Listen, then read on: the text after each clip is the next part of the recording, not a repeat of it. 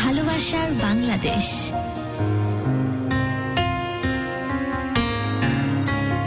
ভালোবাসার বাংলাদেশ। তো আমরা যাচ্ছি আজকের গেস্টকে আনুষ্ঠানিকভাবে স্বাগত জানাচ্ছি। কি নাম আপনার? আমার নাম হাবিবুল্লাহ হাবিব। হাবিবুল্লাহ হাবিব। হাবিব, স্বাগত জানাচ্ছি আরেক দফায়। শুনি আপনার জীবনের কথা। Thank you. আসসালামু আলাইকুম লিসেনার্স, সবাইকে অনেক অনেক ধন্যবাদ ধৈর্য ধরে শোনার জন্য। আর এই প্রোগ্রামটা তো আমরা সবাই শুনি এবং এটা আমাদেরও খুব কি বলবো মনের একদম অন্তরের অন্তঃস্থলের একটা ভালোবাসার প্রোগ্রাম, ভালোবাসার বাংলাদেশ। আর ভালোবাসার দুজন মানুষ যেহেতু আমাদের সাথে আছে, তো আজকে আড্ডাটা জমজমাট হবে আশা করা যায়। Hope so. Let's start. শুনি একদম তোমার ব্যক্তি জীবন, যেভাবে একদম তোমার ছোটবেলা থেকেই ছোটবেলা বলেন। থেকে বেড়ে ওঠা। একদম ছোটবেলার কথা যদি বলি তাহলে আমি খুলে সাউন্ড ফেলবেন একটু আপনি? কমায় দাও তো। আচ্ছা, ওকে। ওর সাউন্ডটা শুধু একটু কমায় দাও, দেখো এবার ঠিক আছে কিনা লেভেলটা। ঠিক আছে, মানে সাউন্ডটা কি বেশি মনে হচ্ছে কানে? এই কমায় দাও। ওকে, ফাইন, ঠিক কমায় আছে, দাও। আমি এবার কমিয়ে দিচ্ছি। কমফোর্টেবল? ঠিক আছে। ঠিক আছে, অলরাইট। তো একদম ছোটবেলা থেকে যদি বলি সেটা হচ্ছে যে আমি একদম প্রত্যন্ত গ্রামের একেবারে নিম্ন মধ্যবিত্ত পরিবার থেকে উঠে আসা। মধ্যবিত্ত বললেও ভুল হবে, নিম্ন মধ্যবিত্ত পরিবার থেকে উঠে আসা। আমার বাবা ছিলেন একজন, আমার বাবা আছেন সরি, তা আমার বাবা একজন মসজিদের খতিব ছিলেন। পাশাপাশি আমি ওনাকে মাল্টিটাস্কিং করতে দেখছি। লাইক উনি একাধারে যেমন মসজিদের খতিব, একজন ভালো বাবা, একজন ভালো দোকানদার, একজন ভালো কৃষক এবং সর্বোপরি একজন ভালো মানুষ। বাহ, চমৎকার। তো আমরা 3 ভাই বোন, এদের মধ্যে আমার 2 ভাই এবং আমার বড় বোন। আমি সবার ছোট, কিন্তু ছোটরা নাকি একটু বেশি দুষ্ট হয়। আমি একদম উল্টোটা ছিলাম। আমি খুব ছোটবেলায় প্রচন্ড দুষ্ট ছিলাম। তারপরে হঠাৎ করে আমি আস্তে আস্তে খুব একেবারেই হয়ে গেলাম, মানে শান্ত স্বভাবের হয়ে গেলাম। সেটা মেবি আমার বয়সের জন্য, কারণ এটার জন্য আমাকে প্রচুর বুলিং এর শিকার হইতে হয়েছে স্কুলে বা ইয়েতে। তো ক্লাস 7 অবধি আমার সেরকম ভাবে কোনো, আমার ক্লাস 5 অবধি মানে কোনো বন্ধু ছিল না। ইভেন এখনো পর্যন্ত আমার গুটি কয়েক বন্ধু আছে আমার life এ। বুলিংটা কি কারণে হয় হাবিব? মানে ওই যে থাকে না যে ও কালো মোটা, ওর কণ্ঠ চিকন, ওর তোমার মানে ক্ষেত্রে কি বলতো? বলতো যে মানে মেয়েদের কিছুই বলতো না, কিন্তু আমার কাছে মনে হতো যে কেউ কমফোর্টেবল ফিল করতেছে না। আমার নিজের কাছে নিজেকে খুব লো লাগতো। তো যখন ক্লাস 5-এ আমার একটা মানে সবচেয়ে ওটস বা উইয়ার্ড কিছু এক্সপেরিয়েন্স মনে আছে যে এরকম একটা ঘটনা ঘটেছিল? না, উইয়ার্ড কোনো এক্সপেরিয়েন্স ঘটেনি, তবে খুব মোটিভেশনাল একটা এক্সপেরিয়েন্স ঘটছে। যেটা ছিল ক্লাস 9-এর দিকে, মেবি 7-এর পরে 8 বা 9 এরকম সময় আমার একজন বিশিষ্ট কবি মুসলে আহমেদ বাবুল এবং হাফিজুর রহমান আমার দাদু, তো ওনার সাথে আমার পরিচয় হয় বইমেলাতে। আমার এক কমন ফ্রেন্ডের মাধ্যমে তো ওইখানে গেছিলাম। তো উনি আমাকে বেশ ভালো একটা কথা বলছিলেন। প্রথম কেউ আমার কণ্ঠের প্রশংসা করছিলেন এবং বলছিলেন তুমি তো দারুণ কথা বলো, জমি আড্ডা হবে, একদিন আমার বাসায় এসো, তো চা খাইতে খাইতে অনেক গল্প করবো, এরকম একটা কথা বলছি। এই কথা তো আমিও বলতে গিয়ে কিছুক্ষণ সময় নিলাম, যেহেতু তুমি অন্য ডিরেকশনে নিয়ে গেলে গল্পটা। তুমি আসলে অসম্ভব সুন্দর গুছিয়ে কথা বলো। Thank you. তো পরবর্তীতে না, অসম্ভব সুন্দর গুছিয়ে কথা বলো। Thank you. স্পেশালি তোমার বাবার কথা যখন ইনস্ট্যান্ট ডেলিভারি দিলে, এটা Right. কোট করে রাখার মতো। যে আমার বাবা ভালো মানুষ বলে মুদির দোকানদার থেকে শুরু করে ভালো মানুষ অব্দি যে কয়েকটা বিশেষণ নিয়ে এসে টান দিলে, এটা কোট আনকোট করে রাখার মতো। আলহামদুলিল্লাহ, মেবি কালকে জুম্মার নামাজের পর আমার আরো 2 রাকাত নফল নামাজ পড়তে হবে, কারণ আমি ইউ ডিজার্ভ দিস কমপ্লিমেন্ট। এবং আসলেই তুমি এরকম। ওকে, তারপর Thank you. এখন যদি ওটার গুরুত্ব একটু কমে যাচ্ছে 2 কারণে। ফয়সাল নামের এক ছেলে বলে রেখেছিল গুরু শুধু ভালো লাগার কথাগুলো বেশি বেশি করে বলে। আর একটা হচ্ছে যে অলরেডি হাফিজুর রহমান এবং যার কথা বললে এরা অলরেডি বলেছে, তারপরে বললাম, তাই আগে বললে ভালো হইতো। আচ্ছা, ওকে, তারপর তো তখন আমার হাতে 1800 টাকা দামের একটা মোবাইল ছিল, যেটা আমি 4th হ্যান্ড কিনেছিলাম, সেকেন্ড হ্যান্ডও না, মানে 4th hand? হ্যাঁ, Oh my God, 4th আচ্ছা। hand। তো কিনেছিলাম। তো তখন আমার এক বন্ধু আশরাফুল অর্ণব বাবু, ওর লেখা প্রথম একটা কবিতা আমি আবৃত্তি করছিলাম। মানে আমি তখন জানতাম না কিভাবে ব্যাকগ্রাউন্ড মিউজিক সেট করে। তা আমি কি করতাম, এই বোতলের সামনে ফোনটা রেখে আরেকটা ফোন দিয়ে রিংটোন বাজায় আমি কোনো মতনে একটা ভিডিও বানাই এবং সেই ভিডিওটা আমি আমার ফেসবুকে আপলোড করি, যখন আমার ফ্রেন্ডের সংখ্যা ছিল 1200 এবং একদিনের মাথায় সেটা দেখলাম যে 1800 ভিউজ হয়ে গেছে। মানে ইটস এ হিউজ। কেউ যখন বললো যে তোমার এই ভয়েসটা ইউনিক এবং তোমার কথা বলাটা ইউনিক, তুমি এটাকে যদি একটু ঘষা মাজা করো তাহলে অনেক বেটার কিছু করতে পারবা। এটা ওই দাদু বলছিল। তারপর আমি যখন এটা বানাই, এটা আমাকে যে কি পরিমাণে বুস্ট করে। তারপরে আমি ক্লাস 7 থেকে যখন বিতর্ক শিখি, ডিবেটে যাই, তারপরে ক্লাস 9 পর্যন্ত আমি আমার স্কুলকে রিপ্রেজেন্ট করি, পরপর 2বার চ্যাম্পিয়ন হই জেলা পর্যায়ে বাহ। এবং শ্রেষ্ঠ বক্তা। তো সবকিছু মিলিয়ে আমি ভাবলাম যে ভালোই তো, এখন আর আমার কিছু মনে হয় না। এই যে এখন লাখ লাখ হাজার হাজার মানুষ আমার কথা শুনবে, আপনারাই বলে দেখেন। দেন তারপরে হ্যাঁ, আমরা বলছি সুন্দর। সুন্দর। আর মানুষ কি বলতেছে? হ্যাঁ, মানুষ সুন্দর বলছে। আমি ক্লাস 6 থেকে দেখছি আসলেই ভয়েসটা নাইস। এটা তাসনিম তামান্না লিখেছেন। আচ্ছা, কণ্ঠে আত্মহারা, খুবই মারাত্মক। তারপরে গুরু, মনটা কেমন জানি বিরক্তিকর লাগছে, মন খুলে খুব গল্প করতে ইচ্ছে করছে, মাহবুব আলম খান বলেছেন। আচ্ছা, তারপরে তারপরে তারপরে তারপরে সো মেনি টেক্সট, ও মাই গড। আচ্ছা, ওকে যাই তাহলে স্টোরিতে। তারপর তো স্কুলকে রিপ্রেজেন্ট করা, দেন তারপরে সবকিছু এরকম খুব ভালোই চলছিল। ইভেন আমার ক্লাস 9 থেকেই মনে হতো যে আমাকে কিছু একটা করতে হবে। এর মাঝখানে আমার কিন্তু খুব ছোটবেলা থেকে প্রেম আছে আমার লাইফে, আমার লাইফটা প্রেমময়, ঠিক আছে। তো দেখা যেত যে ছোটবেলায় শুক্রবারের দিন 3টার পরে বিটিভিতে সিনেমা হতো না, শাবনূর, রিয়াজ, তারপরে শাবানা আলমগীর, তো তাদের কাছ থেকে প্রেম শিখা আমার। তো আমি খুব ছোট, আপনি এই যাত্রায় বেঁচে গেছেন, কেউ বলে নাই যে আপনার থেকে প্রেম শিখতে। না ঠিক আছে, আমি শাবনূর আপুকে অনেক পছন্দ করি এবং তো ওনার কাছ থেকেই শিখছিলাম।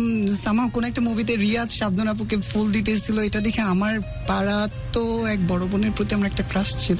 এখন জানি সেটা ক্রাশ, তখন তো জানতাম না যে ক্রাশ বলে কিছু হয়।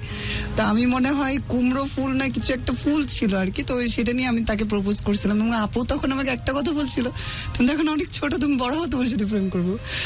এখন আপুর 2টা বড় বড় মেয়ে। অ্যান্ড আনলাকিলি আপনি তাদের মামা। এক্স্যাক্টলি। তো সেইভাবে আমার প্রেম শুরু। ক্লাস 9-এ যাওয়ার পরে আমার মনে হলো যে একটা খুব ভালো একটা মানে গল্প ছিল যোগ নামে পাঠ্য বইয়ে, যে গল্পটাতে এরকম ছিল যে একটা কৃষক জমিতে পাট কাটতে যাইতো এবং যোগ রক্ত শুষে খাইতো।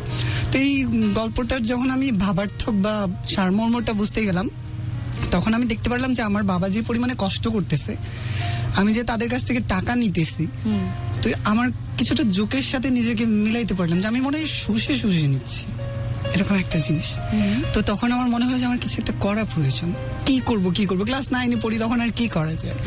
তো টুকটাক 2-1 আমি যেহেতু ভালো স্টুডেন্ট ছিলাম, প্রথম দিকে ছিলাম না, পরে ছিলাম, তো যার কারণে 2-1 টিউশন, কেউ বললো যে আমার ভাগ্নিকে একটু পড়া, কেউ বললো আমার চ্যানেলটাকে একটু দেখাই দিও। তো এভাবে করতে করতে দেখলাম যে না, ভালোই আমি আমার নিজের ইনকাম নিজে করতে পারতেছি। তো এটা আমাকে ভীষণ ভালো বুস্ট করতেছিল এবং এসএসসি পরীক্ষার পরে দেখলাম যে না, আমার অনেকটাই হয়ে গেছে। দেন তারপরে কলেজে ভর্তি হলাম, যেটা আমার লাইফে আরেকটা ড্রাস্টিক ঘটনা ছিল। কারণ আমরা তো মানে গ্রামের যারা, তারা তো সবটা বুঝি না যে আসলে কোন কলেজটা ভালো হবে বা আমার আসলে কি করা উচিত। আর আমাকেও যদি তখন বলা হয় যে তুমি কি করতে চাও, আমিও নিশ্চয়ই সঠিক ডিসিশনটা দিতে পারবো না, কারণ ওই টাইমটাই তো থাকে একটা ডিসিশন বাচ্চাদের, মেকিং এ একটা সমস্যা থাকে। ওই টাইমটাই তো থাকে একটা বাচ্চাদের মানে খুব উড়ন্ত বয়স। তো আমাকে বলা হয়েছিল যে তুমি কি করবা।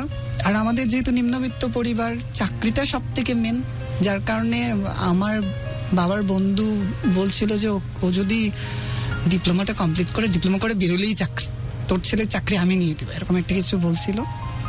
দেন আমি পরীক্ষা দিই, কিন্তু সেই সময় কোনো একটা কারণে লাকিলি মানে আনলাকিলি আমি চান্স হয় না, যার কারণে আমাকে একটা প্রাইভেট ইনস্টিটিউটে জয়েন করতে হয় এবং আমি বাড়ি থেকে ট্রেনে করে যাতায়াত করে যাইতাম।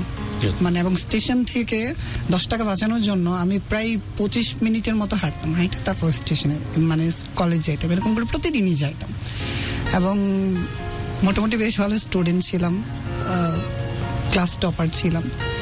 তো সব কিছু মিলিয়ে বেশ ভালোই যাচ্ছিল। যখন আমি 6th সেমিস্টারে পড়ি, একদিন হঠাৎ করে স্টেশনে ওয়েট করতেছি গাড়ির জন্য, লিটারেলি আমাদের দেশের গাড়িগুলো একটু লেট করে, তো ওয়েট করতেছিলাম, এমন সময় একটা ফোন আসে আমার ফোনে এবং ফোনের ওপর থেকে বলে যে আমাকে চিনতে পারতেছো, আমি তোমার ফ্রেন্ড। আমার একটা ফ্রেন্ডের নাম বলে, আমি নামটা মেনশন করতে চাচ্ছি না। তো বললাম হ্যাঁ বলো। বললো যে তুমি তো জানো আমার চাকরি হয়ে গেছে, আমি কত স্ট্রাগল করে লাইফে বড় হয়েছি, আমি সরকারি একটা চাকরি পেয়েছি, তুমি তো জানো। তো আমার অফিস থেকে ভেরিফিকেশন চলতেছে নানান রকমের। তো তোমার নাম্বারটা আমি দিছি, তো তোমাকে যদি ফোন করে আমার অফিস থেকে, তাহলে আমার ব্যাপারে একটু ভালো ভালো বইলো। তা আমি ভীষণ খুশি। আমিও কিছুদিন আগে শুনলাম যে ওর নাকি চাকরি হয়ে গেছে। তার ঠিক 3-4 দিন পরে একটা নাম্বার থেকে ফোন আসে, গ্রামীণ ফোন নাম্বার। আমি ফোনটা রিসিভ করি, তারপর ওই বন্ধুটার ব্যাপারে সবটা জানতে চাই। আমি খুব সুন্দর করে বলি, বলার পরে আমি সাথে সাথে ফোন দিছিলাম আমার বন্ধুটাকে। আমার বন্ধু বললো যে আমি এখন ব্যস্ত আছি, পরে তোমাকে কল ব্যাক করছি। তার কিছুক্ষণ পর ফোন দেয়, ফোন দিয়ে বলতেছে যে হ্যাঁ বলো কি বলবো। আমি বললাম তোমার অফিস থেকে তো আমাকে ফোন দিছিল, তোমার ব্যাপারে অনেক কিছু জানলাম, তো ভালো ভালো বলছি। তখন বলে হ্যাঁ স্যারও তোমার খুব প্রশংসা করলো। এগেইন কণ্ঠ, তোমার কথা বলা অনেক সুন্দর, খুব প্রশংসা করলো। তো আমি বললাম আচ্ছা ঠিক আছে, তাহলে তুমি তো চাকরি পাইছো, কিভাবে কি হইলো, কেমনে চাকরি পাইলা? বললো যে দেখো আমার বেশি কিছু লাগে নাই, আমি আমার যোগ্যতায় চাকরি পেয়েছি। জামানত হিসেবে এককালীন আমার 50,000 টাকা দিতে হয়েছে, এর বাইরে কোনো কিছু লাগেনি। আমি পরে বললাম বাহ, এটা তো ভীষণ ভালো খবর। তো দেখিও তো সামনে যদি কোনো সার্কুলার পড়ে আমাকে জানাও। বললো আচ্ছা ঠিক আছে জানাবো, তুমি তোমার ছবি কাগজপত্র এইসব রেডি রাখো, সত্যায়িত করে রাখো, আমি তোমাকে নিশ্চয়ই জানাবো। তার ঠিক আরো কয়েকদিন পরে ও আমাকে ফোন দিল এবং বললো যে সার্কুলার পড়ছে, তুমি ওর কাগজপাতি কি রেডি আছে? আমি কিন্তু সার্কুলারটা কোথাও দেখিনি। সে জানালো, সে জানালো। তো ফিমেল ফ্রেন্ড রাইট? না, মেল। মেল। আচ্ছা আচ্ছা। আসমা আক্তার জুথি লিখেছেন, গুরু আসসালামু আলাইকুম, যিনি আমাদের লাস্ট এপিসোডের গেস্ট ছিলেন। জুথি আপু, আপনার সাথে চা খাওয়ার কথা ছিল, কিন্তু আনলাকিলি আপনার সাথে কথা বলতে বলতে আমি চা খেতে ভুলে গেছি। জুথি, আমি জ্যোতিকে তো পারমিশন দিয়ে রাখছি, যে কোনো দিন যে কোনো সময় যে কোনো মুহূর্তে স্টুডিওতে সে আসতেই পারে। হ্যাঁ, আপনার যদি মনে হয় আমাদের দুজনকে একসাথে নিয়ে আপনি চা খাবেন, তাহলে চলে আসেন আমাদের স্টুডিওতে। হ্যাঁ, তারপরে ফোন মানে বলার পরে আমি বললাম যে আচ্ছা ঠিক আছে তাহলে আমাকে জানাও। ও 2 দিনের মধ্যেই সবকিছু অ্যারেঞ্জ করতে বললো, আমি অ্যারেঞ্জ করলাম। তারপর বললো যে তোমাকে কিন্তু টাকাটা সাথে নিয়ে আসতে হবে। কত টাকা? 45,300। তো বললো তোমাকে কিন্তু টাকাটা সাথে নিয়ে আসতে হবে। আমি বললাম আচ্ছা ঠিক আছে ওকে। তো বাড়িতে আমার একটা গরু ছিল ছোট, সেটা বিক্রি করে দেওয়া হলো। কারণ আপনি তো চাকরি পেতে যাচ্ছেন, তাই না? এক্স্যাক্টলি। তো ও আমাকে খুব কনফিডেন্ট বলছে যে তোমার ব্যাপারে আমি স্যারকে বলে রাখছি, তোমাকে যে করেই হোক তোমার চাকরিটা হবে। তো তারপরে আমি গেলাম উত্তরা 9 নম্বর সেক্টরে তুরাগ নদীর পাড়ে একটা জায়গাতে নিয়ে যাওয়া হলো, একটা খুব ভালো কনভেনশন, মানে খুব ভালো একটা রুম। সেখানে নিয়ে যাওয়ার সাথে সাথে সিকিউরিটি দ্বারা সমস্ত আমার ব্যাগ ট্যাগ চেক করা থেকে শুরু করে যা যা করার লাগে সবটা করলো। এবং আমাকে বলা হয়েছিল যে সশস্ত্র বাহিনীর সিভিল ডিপার্টমেন্টে কাজের ব্যাপারে, মানে সরকারি চাকরি এরকম কিছু, কিন্তু সিভিল ডিপার্টমেন্টে, সৈনিক পদে না। তো যার কারণে আমাকে একটা রুমে নিয়ে যাওয়া হলো, আমার সমস্ত বডি পার্টস গুলো দেখা হলো, মানে যেরকমটা ইউজুয়ালি হয় মেডিকেলের মতো যেটা বলে। তারপর ইন্টারভিউ সেশনে নিয়ে যাওয়া হলো এবং সিঁড়ি দিয়ে উঠতে উঠতে আমাকে বলছিল যে তোমাকে না এই প্রশ্নটা ধরতে পারে, এটার অ্যান্সার এইটা, এটার অ্যান্সার এইটা। আর আমিও তো মোটামুটি একটু ভালো স্টুডেন্ট, যার কারণে আমি সবগুলা প্রশ্নে অ্যান্সার দিতে পারলাম। এবং অ্যান্সার দেওয়ার পরে ওরা আমাকে বললো যে আচ্ছা ঠিক আছে, মানে ওরা এমন একটা ভাইব ক্রিয়েট করছিল যে আমি চাকরিটা, মানে ওরা আমাকে চাকরিটা দিতে চায় না, আমি বলতেছি প্লিজ স্যার দেন আমাকে চাকরিটা, আমার চাকরিটা ভীষণ দরকার, এরকম একটা অবস্থা। দেন তারপরে এই করলাম, ওরা বললো যে টাকা আনছেন? হ্যাঁ টাকা আনছি। পরে টাকাটা দিল, আমার বড় ভাই আমার সাথে ছিলেন। তো পরে টাকা দেওয়ার পরে বললো যে আচ্ছা ঠিক আছে অমুক তারিখ থেকে তাহলে ওর ট্রেনিং, ওর শুধু প্রয়োজনীয় যে জিনিসপত্রগুলো লাগে, কাঁথা বালিশ, এগুলো নিয়ে ওকে পাঠায় দিবেন। তো বাড়িতে গেলাম, মিলাদ দেয়া হলো বিশাল বড় আয়োজন করে, চাকরি পেয়ে গেছি। সমস্ত আত্মীয় স্বজনদেরকে দাওয়াত করা হলো, সবাই ভীষণ খুশি যে অন্তত পক্ষে এতদিনও আমার বাবার কথা বললো যে অমুকের ছেলের একটা সুহাল হয়েছে, যাক ছেলেও ভালো চাকরিও ভালো পাইছে, আলহামদুলিল্লাহ, এরকমই তো দরকার। তো খুব কষ্ট করছে ছেলেটা, যাক চাকরি পাইছে, ভালো হয়েছে। তো এরকম করার পরে হঠাৎ করে গেলাম, এখানে যাওয়ার পরের দিন আমার ট্রেনিং এর কথা, সকালবেলা আমাকে একটা সেমিনারের টিকিট দেওয়া হলো। এমডি হারুন লিখেছেন, আমি নাইট ডিউটি করেও আপনাদেরকে হেডফোন কানে লাগিয়ে শুনছি। ওকে হারুন, এবং আমি জানি যে ধরনের কিছুটা বাংলাদেশের পার্সপেক্টিভে অড জব বলে, বাট এগুলো আসলে অড জব না। Yes. এ ধরনের অনেক পরিশ্রম করে সাইড বাই সাইড এরা কিন্তু লেখাপড়া করে ভালো চাকরির জন্য ফাইট করতেছে, এরকম অনেক আছে। আমরা আমাদের প্রোগ্রামের সাথে তারা কানেক্টেড থাকে, কেন জানি আমাদের কাছে থেকে সেই প্রয়োজনীয় নিঃশ্বাস বা অক্সিজেনটা তারা পায় বলে তারা মাঝে মাঝে আমাকে জানায় বিভিন্ন মাধ্যম দিয়ে। সো এটা কৃতজ্ঞতা এবং এটা অবশ্যই। অবশ্যই আমাদের প্ল্যাটফর্মের জন্য দারুণ একটি প্রাপ্তি। একদম। আচ্ছা, ও বাই দ্য ওয়ে, আমি কিন্তু সহমত পোষণ করতেছি এই কোটা আন্দোলনের সাথে। এক্স্যাক্টলি। Exactly. মেধার সত্যিকারের জাস্টিফিকেশন হোক, এটা আমার বক্তব্য। ইটস নট মানে align with the channel and all. আমার ব্যক্তিগত মতামতের কথা বলছি। প্রডিউসার, উইথ ইউর পারমিশন, আমি কিন্তু চ্যানেলকে অফকোর্স। অ্যালাউ করে না, আমার নিজের কথা বললাম। এই কথাটা চলে আসলো এই কারণে, জাবেদ চাচার কথা হঠাৎ মুখের সামনে ভাসতেছিল যে কোয়েশ্চেন ফাঁস করতে পছন্দ করে, বাট গাড়িতে হোক, ট্রামে হোক, হাটে হোক, খাটে হোক, সব জায়গাতে নামাজ মাথা পড়ে। নয়, নামাজ পড়ে। এরকম আচ্ছা। দ্বিধান্বিত চরিত্র, এরকম দুবিধা মানুষের মধ্যে, এরকম দ্বিচারিতা, এটা সত্যি জঘন্য একটা ব্যাপার। এবং এই ছেলের এই যে মেসেজটা শুনে মনে হলো যে মানুষগুলো এত পরিশ্রম করার পরেও অনেকভাবে ডিপ্রাইভ হয় বিভিন্ন জায়গাতে এইসব সিস্টেমের জন্য, যে কারণে হয়তো এই কথাটা আমি প্রাসঙ্গিকভাবে বলার চেষ্টা করলাম, বাট এটা নিতান্ত একান্তই আমার ব্যক্তিগত মতামত। ওকে, তারপর আচ্ছা, কয়েকটা টেক্সট আছে, একটু পড়ি। এনামুল হাসান লিখছেন, আমি ওকে চিনি, ও আমাদের এলাকার ছেলে, নরসিংদী থেকে একজন আছেন। রাকিবকে আমার কথা কিছু বলার জন্য বলছি। ও হাবিবকে আমার কথা কিছু বলার জন্য বলছি। উনি হচ্ছেন Mahmudul Hasan Rakib. Do you know him somehow? জি জি, আমার college friend. Hi Habib. Hi Rakib. Sorry Rakib. Thank you. আচ্ছা, তানজিম লিখেছেন, আচ্ছা তারপরে আছেন ফাহিম লিখেছেন যে আগামীকাল আমার জব এক্সাম, তাও আমি আপনাদেরকে শুনছি। নওয়াজ শরীফ জয়েন করেছেন। বেস্ট নওয়াজ, তোর ভিডিওটা দেখলাম লাস্ট টাইম। আমার মনে হয় তোর এলাকা বা তোর বাসা এবং আশপাশের সমিল, যেটা তোর নিজের প্রতিষ্ঠান বলে আমার কেন জানি মনে হলো, অসম্ভব বৃষ্টি হচ্ছিল। আমি খুব মনোযোগ দিয়ে তোর ভিডিওটা দেখতেছিলাম। আচ্ছা, যে বলেছেন যে দোয়া করে দিতে কালকে তার এক্সাম যাতে ভালো হয়, আপনি যে এত চিল মুড নিয়ে আজকে ভালোবাসার বাংলাদেশ দেখছেন, আমার মনে হয় আপনার হয়ে যাবে। Best wishes to you. ইনশাআল্লাহ। All the good and best wishes. Then তুমি বলছিলে কোন জায়গায় ছিলে, ওই যে বিলাত টিলাত দেওয়া হয়ে গেল একটা, সেই তারপর লেভেলে আমি সেলিব্রেশন। যখন নিয়েতে গেলাম ট্রেনিং এর জন্য, আমাকে বলা হয়েছিল ট্রেনিং, তো ট্রেনিং এর জন্য গেলাম সকালবেলা 8টার সময় একটা কনভেনশন হলের সামনে। আমার হাতে একটা টিকিট ধরাই দিল, একটা সেমিনারের টিকিট, এবং উপরে কোম্পানিটার নাম আমি দেখতে পেলাম।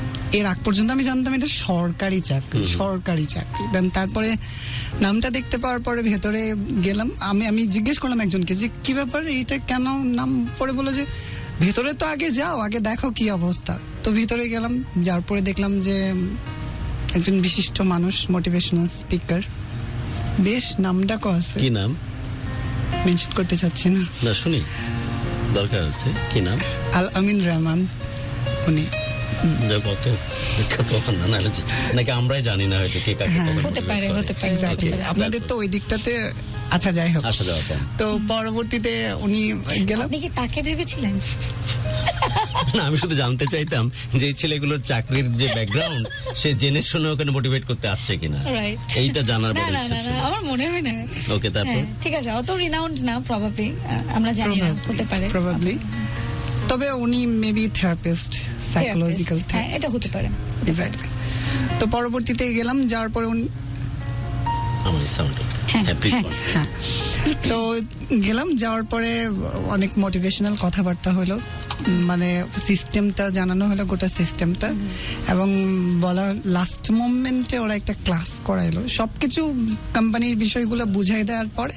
মানে তো ওই যে কোম্পানির বিষয় যখন বোঝাচ্ছে, তখন ওকে আপনি বুঝতে পারলেন এটা সরকারি? না না না, তখন তো তখন বুঝতেই তো- পারলাম যে এটা একটা multi level marketing MLM system, যেখানে কিনা শুধু লোক ঢোকাও আর তার বিনিময়ে পার্সেন্টেজ পাও। Oh my এরকম gosh. একটা কিছু, এবং আমার মাথায় আকাশ ভেঙে পড়লো। কিন্তু আকাশ ভাঙতে ভাঙতেই তখনই ওই যে বললাম না, থেরাপিস্ট, থেরাপি শুরু হয়ে গেছে। থেরাপিস্ট এবং মোটিভেশন। তো উনি বললো যে দেখো, এখানে যারা আসছে তারা তো অনেকে গরু বিক্রি করে আসছে, তারপর জমি জিরাত বিক্রি করে আসছে, আমরা তো সবাই নিম্নবিত্ত পরিবারের সন্তান, এইখান থেকেই কিন্তু অনেকে ডায়মন্ড হচ্ছে, অনেকে ক্রাউন আমার হচ্ছে। কোয়েশ্চেনটা স্টিল ভ্যালিড। আমি জানতে চাই তোমার কাছে হাবিব, যে উনি কি জানতেন যে তোমরা কি মানে কোন চাকরিকে মাথায় রেখে অ্যাপ্লাই করেছিলে, টাকা দিয়ে, স্যার কোন জায়গাতে বসে আছে? উনি আসলে এই ব্যাকগ্রাউন্ডটা কি জানতেন উনি? উনি এটা কি আসলে মনে হয়েছে? কোম্পানিটাকে মানে শুধুমাত্র অ্যাজ এ ট্রেনার হিসেবে আসে আর সেমিনার করে, যার বিনিময়ে উনি ফ্যাসিলিটেট টাকা করে নেয়। চলে যায়, রেমুনারেশন পায়, বাট উনি কি জানেন কিনা যে উনি এই লোকগুলোকে উনি কি কারণে জানেন? উনি জানেন। প্রথম দিকে বুঝতে পারিনি যে উনি জানেন কিনা, বাট উনি পুরোটাই জানেন। এবং আমাদের পুরো কোম্পানিটার যে সিস্টেমটা, ডান বাম লেফট রাইট, এইদিকে এতগুলা এইদিকে মানে এতগুলা, একটা জিনিসকে দেখিয়ে তাও তোমাদের কাছে টাকা নেওয়া হচ্ছে বা তোমাদেরকে রিক্রুট করা হচ্ছে। হ্যাঁ, কিন্তু বলা হচ্ছে যে এটা সশস্ত্র বাহিনীর। মানে ওকে, দেন সরকারি ফাইনালি অন্য একটা থার্ড পার্টি বা একটা নরমাল একটা প্রাইভেট জবের মধ্যে দিয়ে দিচ্ছে, বিষয়টা এরকম। প্রাইভেট জব না, ওটা তো মাল্টি লেভেল মার্কেটিং এর যে সিস্টেমটা, সেটা হচ্ছে যে ফ্যাক্টরি থেকে পণ্যটা সরাসরি গ্রাহকের হাতে পৌঁছে মানে দেবে। এতে যে মধ্যস্থ এমএলএম টাইপ এমএলএম তো পরবর্তী, সো এটা উনি জানেন, রাইট? হ্যাঁ উনি জানেন। আচ্ছা, দিয়ে এবার মোটিভেট করছে। ওকে, হ্যাঁ মোটিভেট করছে। তো যখন দেখলাম যে সবাই একটু উত্তপ্ত অবস্থায়, তখন উনি খুব ভালোভাবে ক্লাসটা হ্যান্ডেল করে নিলেন। কিভাবে করলো? মানে এরকম অ্যাসাইনমেন্ট যদি আমি পেয়ে যাই, কিভাবে করবো এটা জানার জন্য। তো এটা- স্বাভাবিক মানুষ তো মানুষকে একদম রক্তাক্ত অবস্থা না, তুমি তোমার হালের গরু বিক্রি করে আসছো, কে ভিটে বিক্রি করে আসতেছে, রাইট? Right. বাড়িতে সেলিব্রেশন করে আসছো, তোমার জন্য কয়েকটা বিয়ের অফার চলেও আসছে প্রায়, Already. সরকারি চাকরি, রাইট? এই অবস্থায় তোমাকে পাঠিয়ে দিল একটা, মানে যা তুমি কল্পনা করনি এমন একটা জায়গা। তো ওই পরিস্থিতিতে ওই ছেলেগুলোকে কেমনে ম্যানেজ করতেছে মোটিভেশনাল স্পিকার? কি করলো সে? ভয়েস কথার ওঠানামা? মাধ্যমে না বয়স উঠানামাও একদমই না। একটা জাদু উনি বললো যে দেখানো? জাস্ট একটু বসেন, দেখেন আমাদের প্রোগ্রামটা, শুনেন, পুরো ক্লাসটা করেন, তারপরে যত প্রকার প্রশ্ন আছে সমস্ত প্রশ্ন মানে হি ইজ প্রিটি কনফিডেন্ট যে আমি এটা করলে ম্যানেজ করে ফেলতে পারবো। ম্যানেজ করে ফেলবে। এবং লাস্ট মোমেন্টে যে ওরা একটা ক্লাস করাইলো, যেটা রুমের সমস্ত লাইটস অফ, তারপরে ব্রিথ ইন ব্রিথ আউট, তারপরে চোখ বন্ধ করে কোন একটা সিচুয়েশনকে ইমাজিন ব্যাকগ্রাউন্ড করা, মিউজিক চলতেছে, Background সিচুয়েশনটাকে ইমাজিন করা, যে দেখো তোমার মা ছেঁড়া কাপড় পরে উঠানে দাঁড়ায় রয়েছে, এই মুহূর্তে তুমি এই হাত নিয়ে কিভাবে যাবে? তোমার কি মনে হয় না? people do that, you know. হ্যাঁ, sound very ক্লিশ।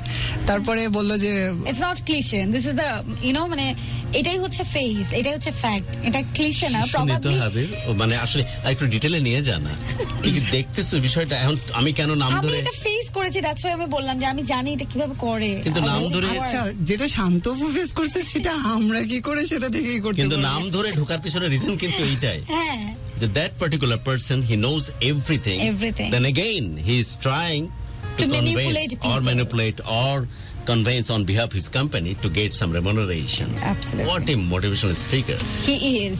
Okay, He then is such what? a Light off motivational করো। speaker. হ্যাঁ, দেন লাইট অফ করার পর ব্রিথ ইন ব্রিথ আউট, দেন তারপর বললো যে রাগ কমানো। হ্যাঁ রাগ কমানো। মা ছেঁড়া কাট কি ছেঁড়া- কথা ঠিক শুনছিল, শুনতে থাকি। হ্যাঁ, যে ভাবো তোমার মা ছেঁড়া কাপড় পরে ভাবেন। উঠানে, মানে একটা ওই সেমিনার রুমে ঢুকে গেছি, রাইট? এক্স্যাক্টলি। ওকে, কিছু লাইট অফ করে দাও, ব্যাকগ্রাউন্ড সাউন্ড দাও, ওই যে আমার যে ব্যাকগ্রাউন্ড সাউন্ডটা দাও, ওইটা। You are that speaker, you are okay. হ্যাঁ, আমি তার মতো পারবো না না, তার মতো মানে যেভাবে তোমাকে কন্ট্যাক্ট করে, Okay. আমি হচ্ছে গরিব আদমি, হালের গরু বিক্রি করে আসছি। এর মধ্যে একটা রাগারাগি করতেছে না অনেকে, আমি হাবিব বলে বলতেছে হাত তুলে যে সব ঠিক আছে, কিন্তু আমি তো স্বপ্ন দেখাইছিলেন যে আপনারা আমাদেরকে সশস্ত্র বাহিনীতে সরকারি চাকরি দিবেন, সেই চিন্তা করেই তো আমার বাপ সারা জীবন তার ঘামের সওদা করেছে, যেটা আমি ছেলে হিসেবে কাছ থেকে দেখেছি। আমাদের ছোট্ট যে হালের গরুটা, সেটাও বিস্তৃতি ধানিত তিনি করেননি। এই প্রথম আমার বাবার মুখে চওড়া হাসি দেখেছিলাম যে আমাদের সমস্ত পৃথিবী মনে হয় ঘুরে দাঁড়াচ্ছে, আমাদের স্বপ্ন মনে হয় সাকার হতে যাচ্ছে। বাস্তবতার এমনও কাছাকাছি রূপ, জীবনে জ্ঞান হওয়ার পর থেকে গরিব কৃষকের ছেলে আমি, প্রত্যন্ত গ্রামে বড় হয়ে ওঠা, স্বপ্নই শুধু দেখেছে, আর কিছু ছিল না। এই প্রথম স্বপ্নকে বাস্তবের মতো ছুঁয়ে দেখতে শুরু করেছিলাম। চারিপাশে আমার সফলতার গল্প বাড়াচ্ছে, আমার ভয়েসের সাথে আমার কমপ্লেক্সিটি নিয়ে সবসময় বেড়ে ওঠা। আমি নিজের কাছে নিজে কখনো কনফিডেন্ট হতে পারিনি, সেই মানুষটাই প্রথম সফলতার একদম কাছাকাছি। অনেকে তাদের মেয়ে দেখা শুরু করে দিয়েছে যে এটাই আমার যোগ্য জামাই হবে। এমন অবস্থায় আসার পরে যখন আপনি আমাকে রাস্তার মধ্যে ছুড়ে ফেলেন, আমাকে যখন আস্থা করে আবার যেতে হয়, আমি যখন নিজে নিজে বিশ্বাস করতে বাধ্য হই যে আমি হাবিব কখনোই সফলতা স্পর্শ করতে পারবো না। সফলতা হচ্ছে বনেদি মানুষের জন্য, সফলতা হচ্ছে তাদের জন্য যাদের গায়ের রক্তের রং হচ্ছে নীল। আমাদের মতো অশিক্ষিত, আমাদের মতো খেটে খাওয়া, আমাদের মতো কৃষক পরিবার, আমাদের মতো প্রত্যন্ত গ্রামে যারা থাকে তাদের জন্য না। স্যার, এখন আপনি কিভাবে আমাকে মোটিভেট করতে চান? জীবনের এইরকম একটা ক্রান্তি লগ্নে দাঁড় করার পরে কিভাবে আপনি আমাকে সলিউশন দিতে চান? স্যার, তখন তো হয়তো বলছে যে আমি গল্পটা বলি, কথা শেষ করি, তারপর তোমাদের যা কোশ্চেন থাকে করো। ওকে স্যার, আমার আর কিছু বলার নাই। জি, আপনি যা বলতে চান। লাইট অফ করলাম, ব্যাকগ্রাউন্ড সাউন্ড, শুনি স্যারের কথা। আমি যা বলেছি এটাই তো তোমার ভেতরের কথা বাবজান, তোমার মতো বহু মানুষের ভেতরের কথা। Is it right or wrong? Right. দেখি তো কোন শালা এত পাওয়ারফুল, কোন চুতিয়া এত পাওয়ারফুল এখান থেকে ক্ষমতা চেঞ্জ করতে পারে? দেখি তো, বাপ করো তো, দেখি হয় কি। তুই সেই ব্যক্তি, তোর হয়ে তোর কলিজাটাকে আমি সামনে প্লেটে করে ট্রেতে করে হাজির করে দিয়েছে। রাইট আর রং? এবার দেখি তো তোকে কনভিন্স করে কে, কার এত ক্ষমতা, কার মুখের শক্তি এত বেশি, কে এমন বাগ্মী পুরুষ আছে। দেখি তো, কন্ট্রোল করতো ভাই, কন্ট্রোল হয় কি দেখি। অভিনয় করার তোর পক্ষে সম্ভব হবে না। এখন তো অভিনয় করে যে চেষ্টা করিস তাও পারবি না, একটু কমে যাবে। এক্স্যাক্টলি। পারতেছিস আস্তে আস্তে অভিনয়। তুই না গুড ডিবেটার, ভালো পারফর্মার, সুন্দর করে কথা বলিস, মানুষ তোর প্রশংসা করে। পারতেছিস অভিনয় করতে? যতক্ষণ মানুষের রক্ত আর চামড়া থাকবে তোর শরীরে, তুই পারবি না এই অবস্থায় কথা বলতে। কারো স্বপ্নের সাথে এরকম দ্বিচারিতা করা, কারোর সাথে বাটপারি করা, যতক্ষণ পর্যন্ত তোর রক্তে প্রবাহমান মানুষ হিসাবে শরীরে তোর মানুষের মিনিমাম চামড়া আছে, ইজ্জত আছে, তোর পক্ষে পসিবল না। আমি জানি না যে যেই ব্যক্তির মানুষের কথা বলেছিস সেই মানুষটাকে টার্গেট করে কথা বলা যায় কিনা, কারণ আমি ওই সময়টাতে ছিলাম না, সো আমি তাকে প্রাসঙ্গিক করছি না। বাট আমি জানি এরকম বহু মানুষ আছে যারা এরকম সিচুয়েশনে এ ধরনের কিছু স্কলারকে হায়ার করে নিয়ে ওই কোম্পানি, ওই বাটপারি কোম্পানিগুলো তারা সুগার কোটেড করার জন্য সেই ব্যক্তিকে ব্যবহার করে যাদেরকে পিয়ার গ্রুপ বলা হয়,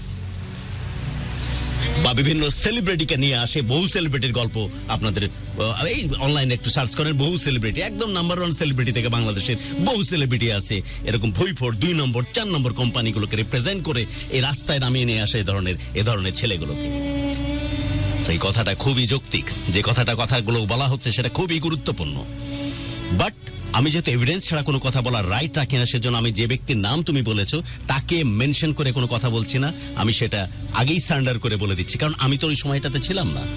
বাট এই ঘটনাগুলো অহর্নিশ প্রতিদিন প্রতি মুহূর্তে চাকরির নামে, বিভিন্ন ইকোনমিক ফাইন্যান্সিয়াল বেনিফিটের নামে কখনো কোনো সেলিব্রিটিকে হায়ার করে তার মাধ্যমে করাচ্ছে, অথবা সো কল্ড ধরনের মোটিভেশনাল স্পিকারকে দিয়ে করাচ্ছে ওই প্রতিষ্ঠানটাকে সুগার কোটেড করার জন্য। রাইট? রাইট। তুই চেষ্টা করে পারলি না, আমি পারবি না যতক্ষণ পর্যন্ত তোর শরীরে গায়ের চামড়া, মানুষের চামড়াটা আছে। I am proud of you যে এত অভাব, এত কষ্ট, এত লিমিটেশন তোকে মানুষ থেকে অমানুষ করেনি, বিধায় তুই চেষ্টা করেও পারলি না। ঠিক আছে, গল্পে যাই। ওকে, তারপরে ওই কাহিনী হলো, আমি ওই সব জিনিসগুলো ছেড়ে দিলাম, আমি মেনে নিলাম ওগুলো সব শেষ। তোর সাথে ঘটনা করলো, চাকরি তো মনে হয় ছেড়ে আসলেই পরে নাকি?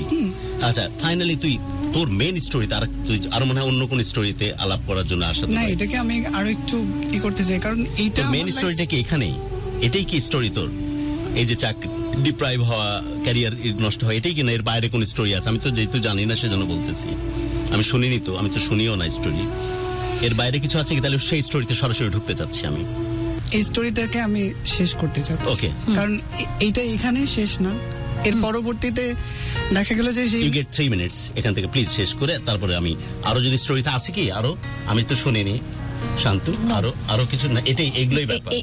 ওর লাইফে আরো বেশ কিছু চড়াই উতরাই আছে, ও সেগুলো এই রিলেটেড, প্রেম রিলেটেড ব্যাপার স্যাপার।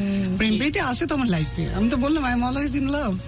বাট সেইটা তো পালক মাত্র, বাট মূল কোর স্টোরিজ হচ্ছে তার চড়াই উতরাই যে গল্পগুলো। ওকে, ডান, সো ক্যারি অন। দেন তারপরে আমরা ফুল ট্র্যাকে আছি, রাইট? হ্যাঁ, আমরা অন ট্র্যাকে আছি। অন ট্র্যাকে আছি, আমরা জানার জন্য যে Sound টা একটু কমা, তার মানে আমরা অন ট্র্যাকে আছি। তা এগুলোই তো তোর গল্প, এগুলো যে আলোচনা হচ্ছে এগুলোই তো তোর গল্প, রাইট? এখন ভীষণ ভালো লাগছে, গুরু আমাকে তুই করে বলতেছে, খুব আপন আপন। কখন তুই বলছে আমার জানা নাই বাপ, খুব Believe me, আপন হাত আপন ধরে ধরে লাগতেছে। বলতেছে। আমি কখন যে তুই বলা শুরু করেছি আমার জানাও থাকে না। লোকে আমাকে ভাবে যে বাটপার, ফটকা, অ্যারোগেন্ট, কেমনে তুই বলে। আমি যে কখন তুই বলা শুরু করেছি আমি আমার জানিও কিন্তু না। একদম রাগ হচ্ছে না, রাগ হ্যাঁ, হওয়ার শুধু কথা মনে না। হচ্ছে না।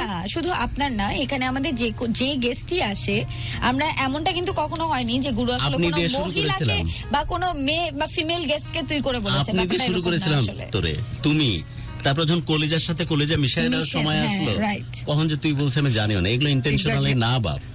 আমার কিন্তু একদমই মনে হচ্ছে না যে আপনি রংপুরের খাঁটি মানুষ যারা কিনা তুইটাকে ভাষা হিসেবে ইউজ করে। আমার কিন্তু ভীষণ ভালো লাগছে যে আমার বড় ভাই যখন আমাকে তুই করে বলে না, যে এই তুই আমার, ওই টোনের সাথে কোনো পার্থক্য পাবি না, সেম টোন। এক্স্যাক্টলি, এই তুই আমার টি শার্টটা নিবি, দেখ পছন্দ হয়েছে? হ্যাঁ দাদা না, ভাই। এটা আমি বলবো না, কারণ আজকেই না পড়ছে। এক্স্যাক্টলি না, আমি আপনারটা নিতে চাচ্ছি না, আমার দাদা ভাই আছে, আমি ভীষণ ভালো। লোগোটা কি দেখা যাচ্ছে বাই এনি চান্স? না না, এটা copies product. The brand of Puma. Okay is then it copies? আচ্ছা নে, ওই কি কোথায় ছিলি তুই? বড় লোক। দেন ওইটাতে বল। বড় লোকস। ওইটা বল। হ্যাঁ দেন তারপরে ওই ক্লাসটা হলো, ক্লাসটা কমপ্লিট করার পরে তো ওই ক্লাসটা যখন হচ্ছিল তখন আমি ভাবতেছিলাম যে আমি কান্না করব না, কারণ আমি ওই ছেলে ক্লাসের মানুষ, সময়? ছেলে মানুষ, আমি কেন কান্না করবো এরকম একটা ভাবতেছিলাম। কিন্তু যখন দেখলাম আমার আশেপাশে সবাই হাউমাউ করে কাঁদতেছে, তখন আমিও মানে ওরা কাঁদতেছে ওদের অনিশ্চিত ভবিষ্যতের কথা চিন্তা করে। না না না, মানে না, ওই ওই যে মোটিভেশন, ওই ব্রেন motivation এ- wash, brain Brain wash, wash, হ্যাঁ। ওটাকে ভাষায় বলা হয় ব্রেন ওই ওয়াশ। যে ঈশ্বরচন্দ্র না ছিল যন্ত্রমন্ত্র ঘর, হ্যাঁ। কি ছিল গোপীগাইন বাঘাবাইন, বাঘাবাইন, গোপীগাইন বাঘাবাইন। কি সত্যজিৎ রায়, কিন্তু যেখানে যন্ত্রমন্ত্র ঘরে ঢোকানো হতো। হ্যাঁ, কিন্তু এইটাকে সেই যন্ত্রমন্ত্রটাকেই খুব আধুনিক ভাষায় বলা হয় মোটিভেশনাল। যারা সত্যিকার মোটিভেশন দিচ্ছে তারা ঠিক আছে, বাট বেশিরভাগ ক্ষেত্রে এগুলো দেখ এটা হয়, এবং সে right. কাঁদতেছে হাওমা করে। হাউমাউ করে কাঁদতেছে। তার টাকা হারাইছে, চাকরি এসবের জন্য না। না, বলতেছে ওই- আমি এখান থেকেই বড় হব, ও। আমি ক্রাউন হব, আমি ডায়মন্ড হব, আমি তোর গল্প আমি শুনি। দ্য টাইগার হব, হ্যাঁ, এরকম। interesting. তারপর আমি সিলভার হব, প্রথম লেভেল হচ্ছে সিলভার, মানে তারপর হচ্ছে গোল্ড, তারপর প্লাটিনাম, তারপর মানে কোনো রিগ্রেট নাই, গরু ছাগল বিক্রি করে না না না, আসছে, কোনো রিগ্রেট নাই, এখানে মায়ের আসলেই কান্দন টাকা বিক্রি করে আসছে, কোনো এখানে রিগ্রেট আসলেই নাই। টাকা। আমাকে যেভাবে দেখাইতেছে, আমি যদি এইভাবে কাজ করি আমার সপ্তাহে সার্কেল লেগে আরে যেতেছে, সব সপ্তাহে টাকা থেকে বড় আসতেছে। রিগ্রেটই তো নাই যে সরকারি চাকরি করতে আসছে, ওই এমএলএম এ ঢুকে গেছে, এই রিগ্রেটই তো ওর নাই, কারোর নাই। কারোরই নাই। কতজন ছিল অনেকজন, শুনে আনুমানিক? আনুমানিক তো হবেই প্রায় 60-70 জন। 70 জন সরকারি চাকরিজীবী, তাদের হাতে আগের দিন পর্যন্ত সেলিব্রেট কমপ্লিট, এইবার আসছে এলএমএলএ হিসাবে তাকে ধরায় দিয়েছে কাগজ, তারপরও তাদের কোনো রিগ্রেট নাই, তারা ভবিষ্যতে প্রেসিডেন্ট হবে এই স্বপ্নে বিভোর, তাই তো? এক্স্যাক্টলি। আরে সর্বনাশ। এবং এভাবে বলা হইতেছে যে আর কিছুদিন পর আমি লিখে দিতে পারি 5 বছর পর কোনো মেয়ে পাওয়া যাবে না, সবাই বলবে যে আমার জামাই ক্রাউন চাই, আমার জামাই ডায়মন্ড চাই। কোন মানে সরকারি ডাক্তার, ইঞ্জিনিয়ার, বিশেষ ক্যাডার না? ইঞ্জিনিয়াররা বা সরকারি চাকরিজীবী তাদের কাছে মেয়ে দিবে না। কোন ক্রাউন? আমি তো রাজা ক্রাউনের কথা ভাবছিলাম, যে প্রিন্স অফ ওয়েলস, এরকম ক্রাউন আমি ভাবছিলাম। না, এটা মানে হচ্ছে ওদের যে পদ, designation. হ্যাঁ রে বাপ রে বাপ, এলএমএলএ যে পদ, MLM, multi level marketing. MLM, এদের যে পদ, মানে ওদের যে ক্যাটাগরি, Exactly. মানে অনেকের থাকে যেমন ডায়মন্ড ক্যাটাগরি, সিগনেচার ক্যাটাগরি, সেরকম ক্রাউন একটা ক্যাটাগরি। একটা কাজ সর্বোচ্চ। একটা পর্যায়ে গিয়ে নাকি মেয়ের মারা খুঁজবে যে ওই MLM এর ক্রাউন পদধারীকে, তার সাথে বিয়ে দেবে ছেলে। এক্স্যাক্টলি।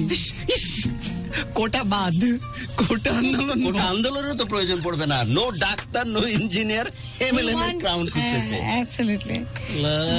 হ্যাঁ, তারপর বিথি আছেন, আরিফা জাহান বিথি, অনেকদিন পর এদেশে শুনছি আপু। সম্ভব। আচ্ছা, গল্প শোনা বাদ আপনাদের কমেন্ট দেখছি আমি, খুব ভালো লাগছে। আচ্ছা, তারপর আফিয়া ইবনাত লিখেছেন, তারপরে ইউসুফ আহমেদ আছেন। আচ্ছা, আমি একটু ভাবছি পড়ে যে ওদের নিন। জিনিস হারাইছে এই জন্য কাঁদতেছে, সরকারি চাকরি গেছে দিয়ে MLM এ ঢুকে গেছে এই জন্য কাঁদতেছে, ওগুলো নিয়ে কোনো রিগ্রেটই নাই। না, কারো কোনো রিগ্রেট নেই। আচ্ছা, মেহেদি হাসান মিরাজ, আপনি আপনার গল্প চাইলে কিন্তু লিখে পাঠিয়ে দিতে তাহলে পারেন কোন level এর এরা? ফেসবুকের ইনবক্সে। বাপ রে বাপ। দেন তারপরে আমাদের 11টার মাঝখানে আমাদের ক্লাস কমপ্লিট হয়ে গেল, বেরোলাম। বেরোনোর পরে বাসায় গেলাম, ফোন করলাম বাসায়, বাড়ি থেকে আব্বু প্রথমেই বলল আজকে খুব খাটতে হলো না।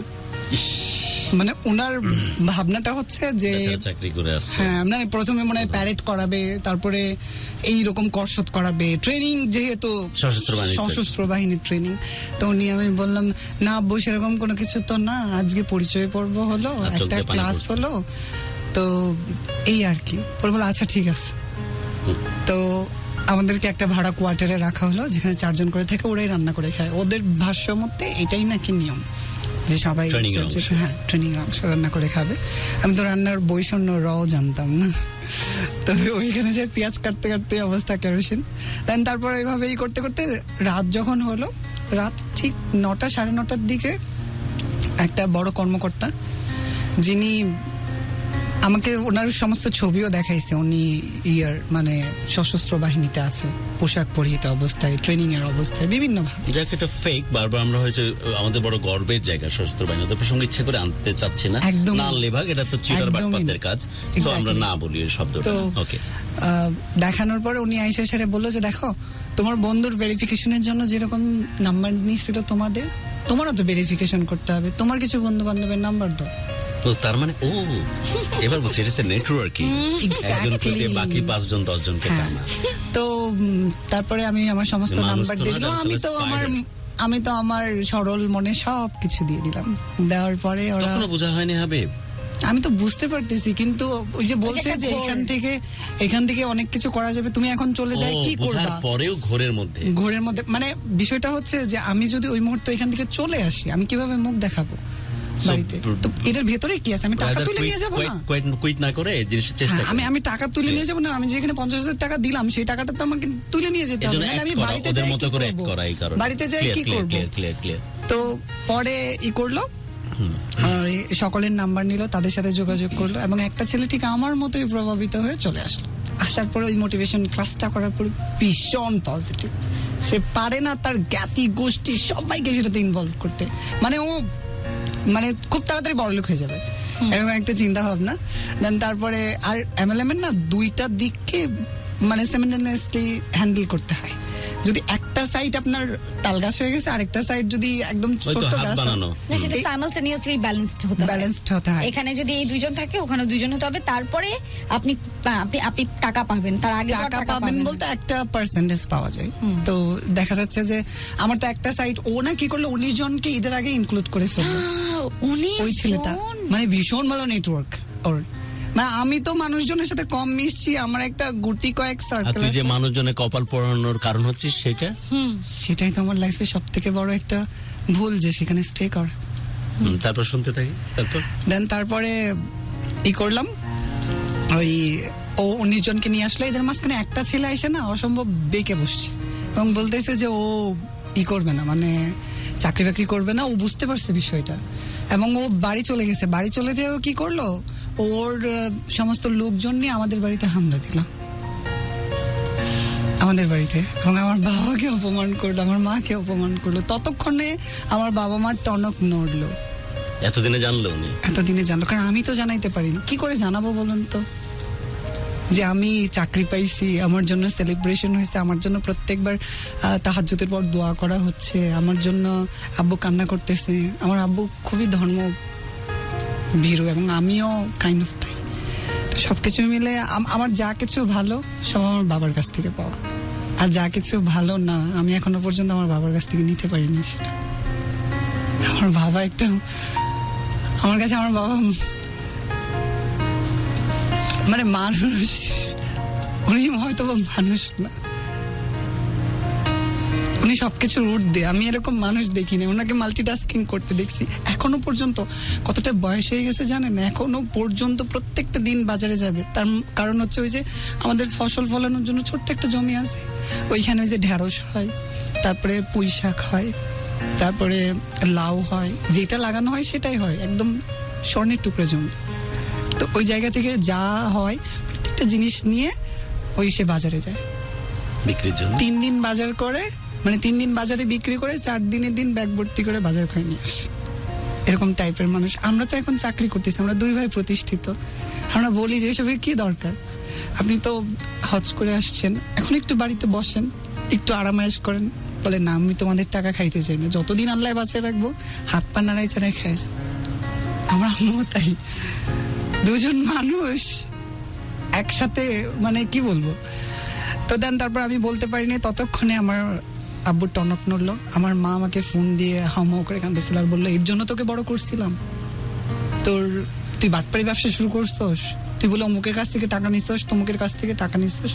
আমার নামটা যে ব্যবহার করা হয়েছে যে ও আছে, তার মানে ও তো গুড বয়, এলাকার ভালো ছেলে, ওই সাইনবোর্ড ব্যবহার করে তখন মানুষ রাস্তা ও তো নিয়েছে। হ্যাঁ, ও থাকলে তো তাহলে তো কোনো সমস্যাই নাই। আর ওর বাপ, আচ্ছা ওর বাবাও তো খুব ভালো মানুষ। কিন্তু যখন যে অপমান করা শুরু করলো, যে ছেলেকে বাটপাড়ি ব্যবসা শিখাইছেন, আপনার এই মুখোশ আমি টাইনে ছেড়ে দিব সমাজের সামনে, এটা ভীষণ লজ্জার একটা বিষয় ছিল এবং আমি প্রচুর কান্না করছিলাম বিষয়টার পরে। তারপরে আমার আব্বা আমাকে ফোন দিয়ে বললো, বাবা তোমার আর চাকরি বাকরি কোনো দরকার নাই, তুমি এখান থেকে চলে আসো, আমার অত টাকা পয়সার দরকার নাই, আমি হারাম পথে 1 টাকাও খাবো না, তুমি এখান থেকে চলে আসো। এর মাঝখানে আমাকে টুকটাক মিথ্যা কথা বলতে হয়েছে। ওই তখন থেকে আমি মিথ্যা কথাটা ছাড়ছি। মিথ্যা কথা এই কারণে বলতে হয়েছে, আমি পাঙ্গাস মাছ জীবনে আমি মাছ খাইতাম না, পাঙ্গাস মাছ খায় আমাকে বলতে হয়েছে যে আমি ভালো কিছু দিয়ে খাইছি, আপনারা টেনশন করেন না। টেনশন কমানোর জন্য। তো এই জায়গা থেকে দেন তারপরে ঈদের সামনে আমি বাড়ি যাব, তখন আমার হাতে 270 টাকা ছিল। তো এই টাকা নিয়ে উত্তরে 9 নম্বর সেক্টরের রাস্তায় কম্পিউটারের দোকান থেকে বাসায় গিয়ে প্রাইভেট পড়ানো হয়। তো এরকম লিফলেটস ছাপায় আমি বিভিন্ন স্কুলের গেটে গেটে যায় সেগুলো বিলি করতাম, যে যদি একটা টিউশন লেগে যায়। আর একটা ব্যাচেলার ছেলেকে উত্তরার মতো একটা জায়গাতে কে টিউশন দেবে? কোথাও পাইতেছিলাম না পাইতে পাইতে অনেক দিন পর এক কম্পিউটারের দোকানওয়ালাই বললো যে আমাদের এখানে তো একটা টিচার লাগে। তো মেয়ে বলে নাই, বলছে যে ছাত্রটার সব বিষয়ে পড়ে, শুধু বাংলা টাংলা এই বিষয়গুলো দেখাই দিতে হবে। আমি বললাম আচ্ছা ঠিক আছে। ওই সময় আমার একটু টাইম কাটানোটা অনেক বেশি ছিল, আর আমি কোথায় যাচ্ছি না যাচ্ছি এটা নজরদারির মধ্যেও ছিল, কারণ আমার তো কোনো প্রকার ওইখান থেকে বেনিফিট আসতেছে না, আমার তো টাকা পয়সা লাগবে, আমি ঈদে বাড়ি যাব। তো টিউশন খুঁজতেছিলাম হন্য হয়ে বেশ কয়েকটা টেক্সট আছে, একটু পড়ি। হ্যাঁ, যুবরাজ ঘোষ লিখেছেন, ইএমএলএম এর চক্করে আমিও ফেসেছিলাম কলেজে থাকতে, অনেক কষ্টে নিজেকে বাঁচাই আমি, আর এখন সত্যি সত্যি সরকারি চাকরি করছি। মহিউদ্দিন লিখেছেন, আপনার ভাগ্যটাই আসলে খারাপ ছিল। আচ্ছা, তারপরে গুরু আমার মেসেজ কেন পড়ে না, পড়লাম। আচ্ছা, আরো একজন এমএলএম এ ফেসেছেন, আমি একটু ওনার টেক্সটটাও একটু পড়তে চাই। কামরুজ্জামান কামু লিখেছেন, আসসালামু আলাইকুম, আমি জাবিনগঞ্জ থেকে আপনাদেরকে দেখছি। এমন একটা এমএলএম কোম্পানিতে আমিও ধোকা খেয়েছি, লাইফটা হারিয়ে ফেলেছি সেখানে। এখন আমি ULM কোম্পানিতে কাজ করছি। এলএম থেকে বাইরে হতেছে না বেচারা। আচ্ছা যাক, ভালো হইতো পারে। ফ্রিল্যান্সিং সিচুয়েশন বাংলাদেশ না, এটা বোধহয় ডিফারেন্ট, এটা বোধহয় এমএলএম না, মানে এলএম এর মাঝখানে আছে বেচারা। ওকে, দেন আমরা যে প্রাইভেট পড়ানো, দেন বাসা যাওয়ার প্রশ্ন আসলো। হ্যাঁ, তো পরবর্তীতে আমি ওই নাম্বারটাতে ফোন করি এবং এগেইন আমার কণ্ঠের জন্য ওনারা বুঝতে পারে না। তো পরবর্তীতে বলে যে আপনি তাহলে বাসায় আসেন, দেখা করি। তো আমি যখন বাসার মানে নিচে ছিলাম, উনি আমাকে ফোন দিয়ে উপরে থেকে বলতেছিল, ও আপনি ছেলে মানুষ, আমি তো একটা মেয়ে ভাবছিলাম, সরি আপনাকে দিতে পারতেছি না, আপনি চলে যান। আমার প্রচন্ড খারাপ লাগছিল ওই দিন। আমার নিজের অ্যাডজাস্ট হয়ে গেছে, অ্যাডজাস্ট হয়ে গেছে, কিন্তু ওই টাইমে মনে হয়েছিল যে একটু বেশি বাড়াবাড়ি হয়ে গেছে, একটু বেশি বাড়াবাড়ি হয়ে গেছে। এটা হচ্ছে আপনি কিছুক্ষণ আগে জিজ্ঞেস করলেন মনে করতে পারছ এর চাইতে উইয়ার্ড কিছু হইতে পারে বেটা? ও আচ্ছা, হ্যাঁ, এর চাইতে উইয়ার্ড কি হতে আপনি পারে? বললেন না যে কোনো অড সিচুয়েশন হয়েছিল, কিন্তু এইটা আমার লাইফে মনে হয় অডের চাইতে বড় কথা যে উইয়ার্ড বলছিস, এর চাইতে উইয়ার্ড আর কি হতে পারে? তোরে চাকরি দিয়ে দিয়েছে, শুনেন না, তারপর কি হয়েছে? আয়েশা দেখতে ছেলে, বলছে ও আপনি, আমি তো ভাবছিলাম যে মেয়ে। এটা হলো। আচ্ছা, হ্যাঁ, দেন তারপর আমি আয়েশা সেটা কেবলই রুমে ঢুকে মানে বসছি, তখনই আবার ফোন করছি। ফাইনাল আনছে তারপর? না না না, মানে আমি চলে আসছি ওটা শোনার পরে লজ্জে, তা আবারই ফোন আসছে। আমার ভীষণ রাগ হয়েছে ওই নাম্বারটা থেকে। ও আচ্ছা, আবার ফোন আসছে। ফোন দিয়ে বলতেছে যে আপনি ওইভাবে চলে গেলেন, আমার না মনের ভেতর কেমন খটখট করতেছে। আপনি কাজটা পান বা না পান, আপনি যদি একটু আসতেন, আপনার সাথে 2 মিনিট কথা বলতাম। তাও ভালো। না, উনি ভীষণ ভালো পরবর্তীতে কি ওনার সাথে প্রেম হয়েছিল বাইরে? উনি তো হচ্ছে ছাত্রর মা। আচ্ছা, শুনি তারপর। আচ্ছা, সরি, হ্যাঁ। তো দেন তারপরে কথার স্টাইল দেখে মনে হচ্ছিল। দেন তারপরে আসার পরে আমি প্রথম কারো সামনে বসে পুরো ঘটনাটা বললাম এবং কাঁদলাম, প্রচন্ড হালকা লাগতেছিল নিজেকে। এবং ওই দিন উনি আমার সমস্ত ঘটনা শোনার পর উনি আমাকে ওনার বাসায় খাওয়াইছিল। আমার মনে আছে ওই বাঁশপাতা মাছ, পাবদা মাছ, রাইট? তো পাবদা মাছের তোকে জায়গিরও রাখতে পারে, তোর কথা বলা, স্টোরি টেলিং এত সুন্দর, মানে একবেলা খাওয়ানো না, জায়গির হিসেবে রেখে দিতে পারে। কি লজেন্স, তুই তো জানিস, জায়গির তো জানা উচিত। ও তোরা এতই হয়ে গেছিস, আর আমি তো সাহেবে চাইলি আর যুগের মানুষ। লজিং বলতে জায়গিরই বলতে, বাড়িতে পড়ালেখা করানোর বিনিময়ে থাকা খাওয়ার যে সুযোগ দেওয়া হতো। হ্যাঁ, তারপরে উনি খুশি হয়ে মাছ ভাত খাওয়ালো এবং আমি পেট ভরে খাইছিলাম। আমার মনে আছে আমি সব বাড়িতে খাই। পাঙাশ তো আর না, কিন্তু এখন পাঙাশ ভালো লাগে। পাঙাশ আমারও ভালো লাগে, জাতীয় মাছ। তারপরে বললো যে আচ্ছা ঠিক আছে, ও তো সবগুলা বিষয় প্রাইভেট পড়ে বিভিন্ন স্যারের কাছে, পার্টিকুলার স্যারের কাছে, কিন্তু ও বাংলা টাংলা এই বিষয়গুলো নিয়ে একদমই না, তো ওকে কিন্তু এই জিনিসগুলো দেখাই দিতে হবে। বললাম আচ্ছা ঠিক আছে। ততক্ষণে আমি জানতাম না যে একটা মেয়ে ছিল, ক্লাস 7-এ পড়ে। তো কিছুক্ষণ পর ছাত্রীকে নিয়ে আসলেন, বললেন যে এটা আপনার ছাত্রী। দেখলাম যে ক্লাস 7 না, দেখে মনে হয় যে ক্লাস 9 বা 10 এরকম পড়বে, এরকম অবস্থা।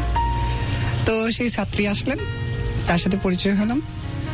তারপরে আমার কাজটা হয়ে গেল, কিন্তু ফাইনালি তো কাজটা হয়ে যাওয়ার পর আসতাম, যাইতাম, পড়াইতাম। ছাত্রীটা এমন ছাত্রী ছিল, আলু গাছের নিচে হয় না উপরে হয় এটা জানতো না। ও সারা জীবন আলু ভ্যানের উপর দেখে আসছে, ভ্যানের উপর থেকে কিনে ওর মা ওটাই দেখে আসছে। মানে আমার ওরা পড়াইতে যে ভীষণ ভালো লাগছে, একদিকে যেমন হাসি পাইছে আরেকদিকে ভীষণ ভালো লাগছে। এবং ওরা আমার মনে হয় 21 দিন পড়াইছে। তারপরে ঈদ চলে যাওয়ার আগে আমার যত টাকা বলা হয়েছিল যে রেমুনারেশন দিবে তার ডাবল টাকা দিছিলেন, এবং আমার মানে পোশাক দিছিলেন ওনারা, যেটা বেশ ভালো ছিল। এবং যাওয়ার সময় যেদিন আমি চলে যাব সেদিন ওই মেয়েটা বলছিল যে স্যার আপনি তো কালকে চলে যাবেন, কখন যাবেন? আমি সকাল 6টার দিকে যাব। বলে যে যাওয়ার সময় আমি বারান্দায় দাঁড়াবো, আপনি যাওয়ার সময় আমাকে বাই বলে যাবেন। বললাম আচ্ছা ঠিক আছে। তো বাসায় গেলাম, যা দেখি যে সবাই ব্যাগ ট্যাগ গুছিয়ে দিয়েছে। কি ব্যাপার তোমরা? বলে যে এখনই চলে যাবো আমরা সন্ধ্যে 6টা। আর আমার কাছে ওর ফোন নাম্বার কিছুই নেই। ওর মার কাছে ফোন নাম্বার আমার ছিল, আর মেয়ে তো ফোন চালায় না, আর আমি বলতেও পারতেছি না।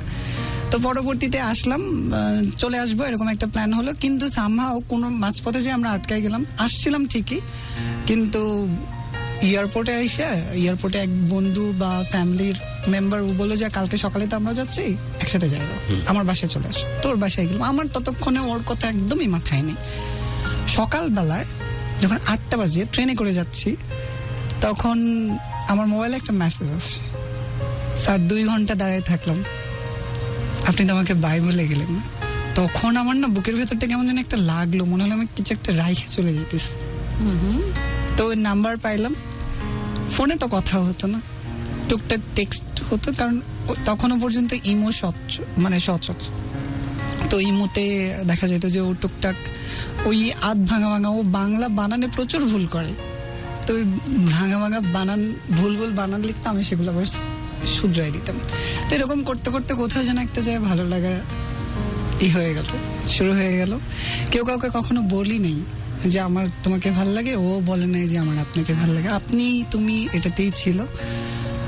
একটা পর্যায়ে যা দেখলাম যে না, সম্পর্কটা এখন আর সেরকমটা নাই। সেটা প্রায় 1.5 বছর আমরা শুধুমাত্র টুকটাক, তাও যে প্রতিদিন হয়েছে মেসেজ সেরকমও না, টুকটাক এরকম করতে করতে আমাদের এই লং ডিস্টেন্স রিলেশনশিপ হয়ে গেল। 1.5 বছর পরে যে আমরা বুঝতে পারলাম যে একে অপরকে খুব ভালো লাগে। তখনও পর্যন্ত কিছুই বলা হয় নাই, আমরা এখনো পর্যন্ত কেউ কাউকে কিছু বলেনি। মানে কি এখনো তো যোগাযোগ আছে? না, এখনো পর্যন্ত কিছু বলেনি, কিন্তু আমি জানতাম।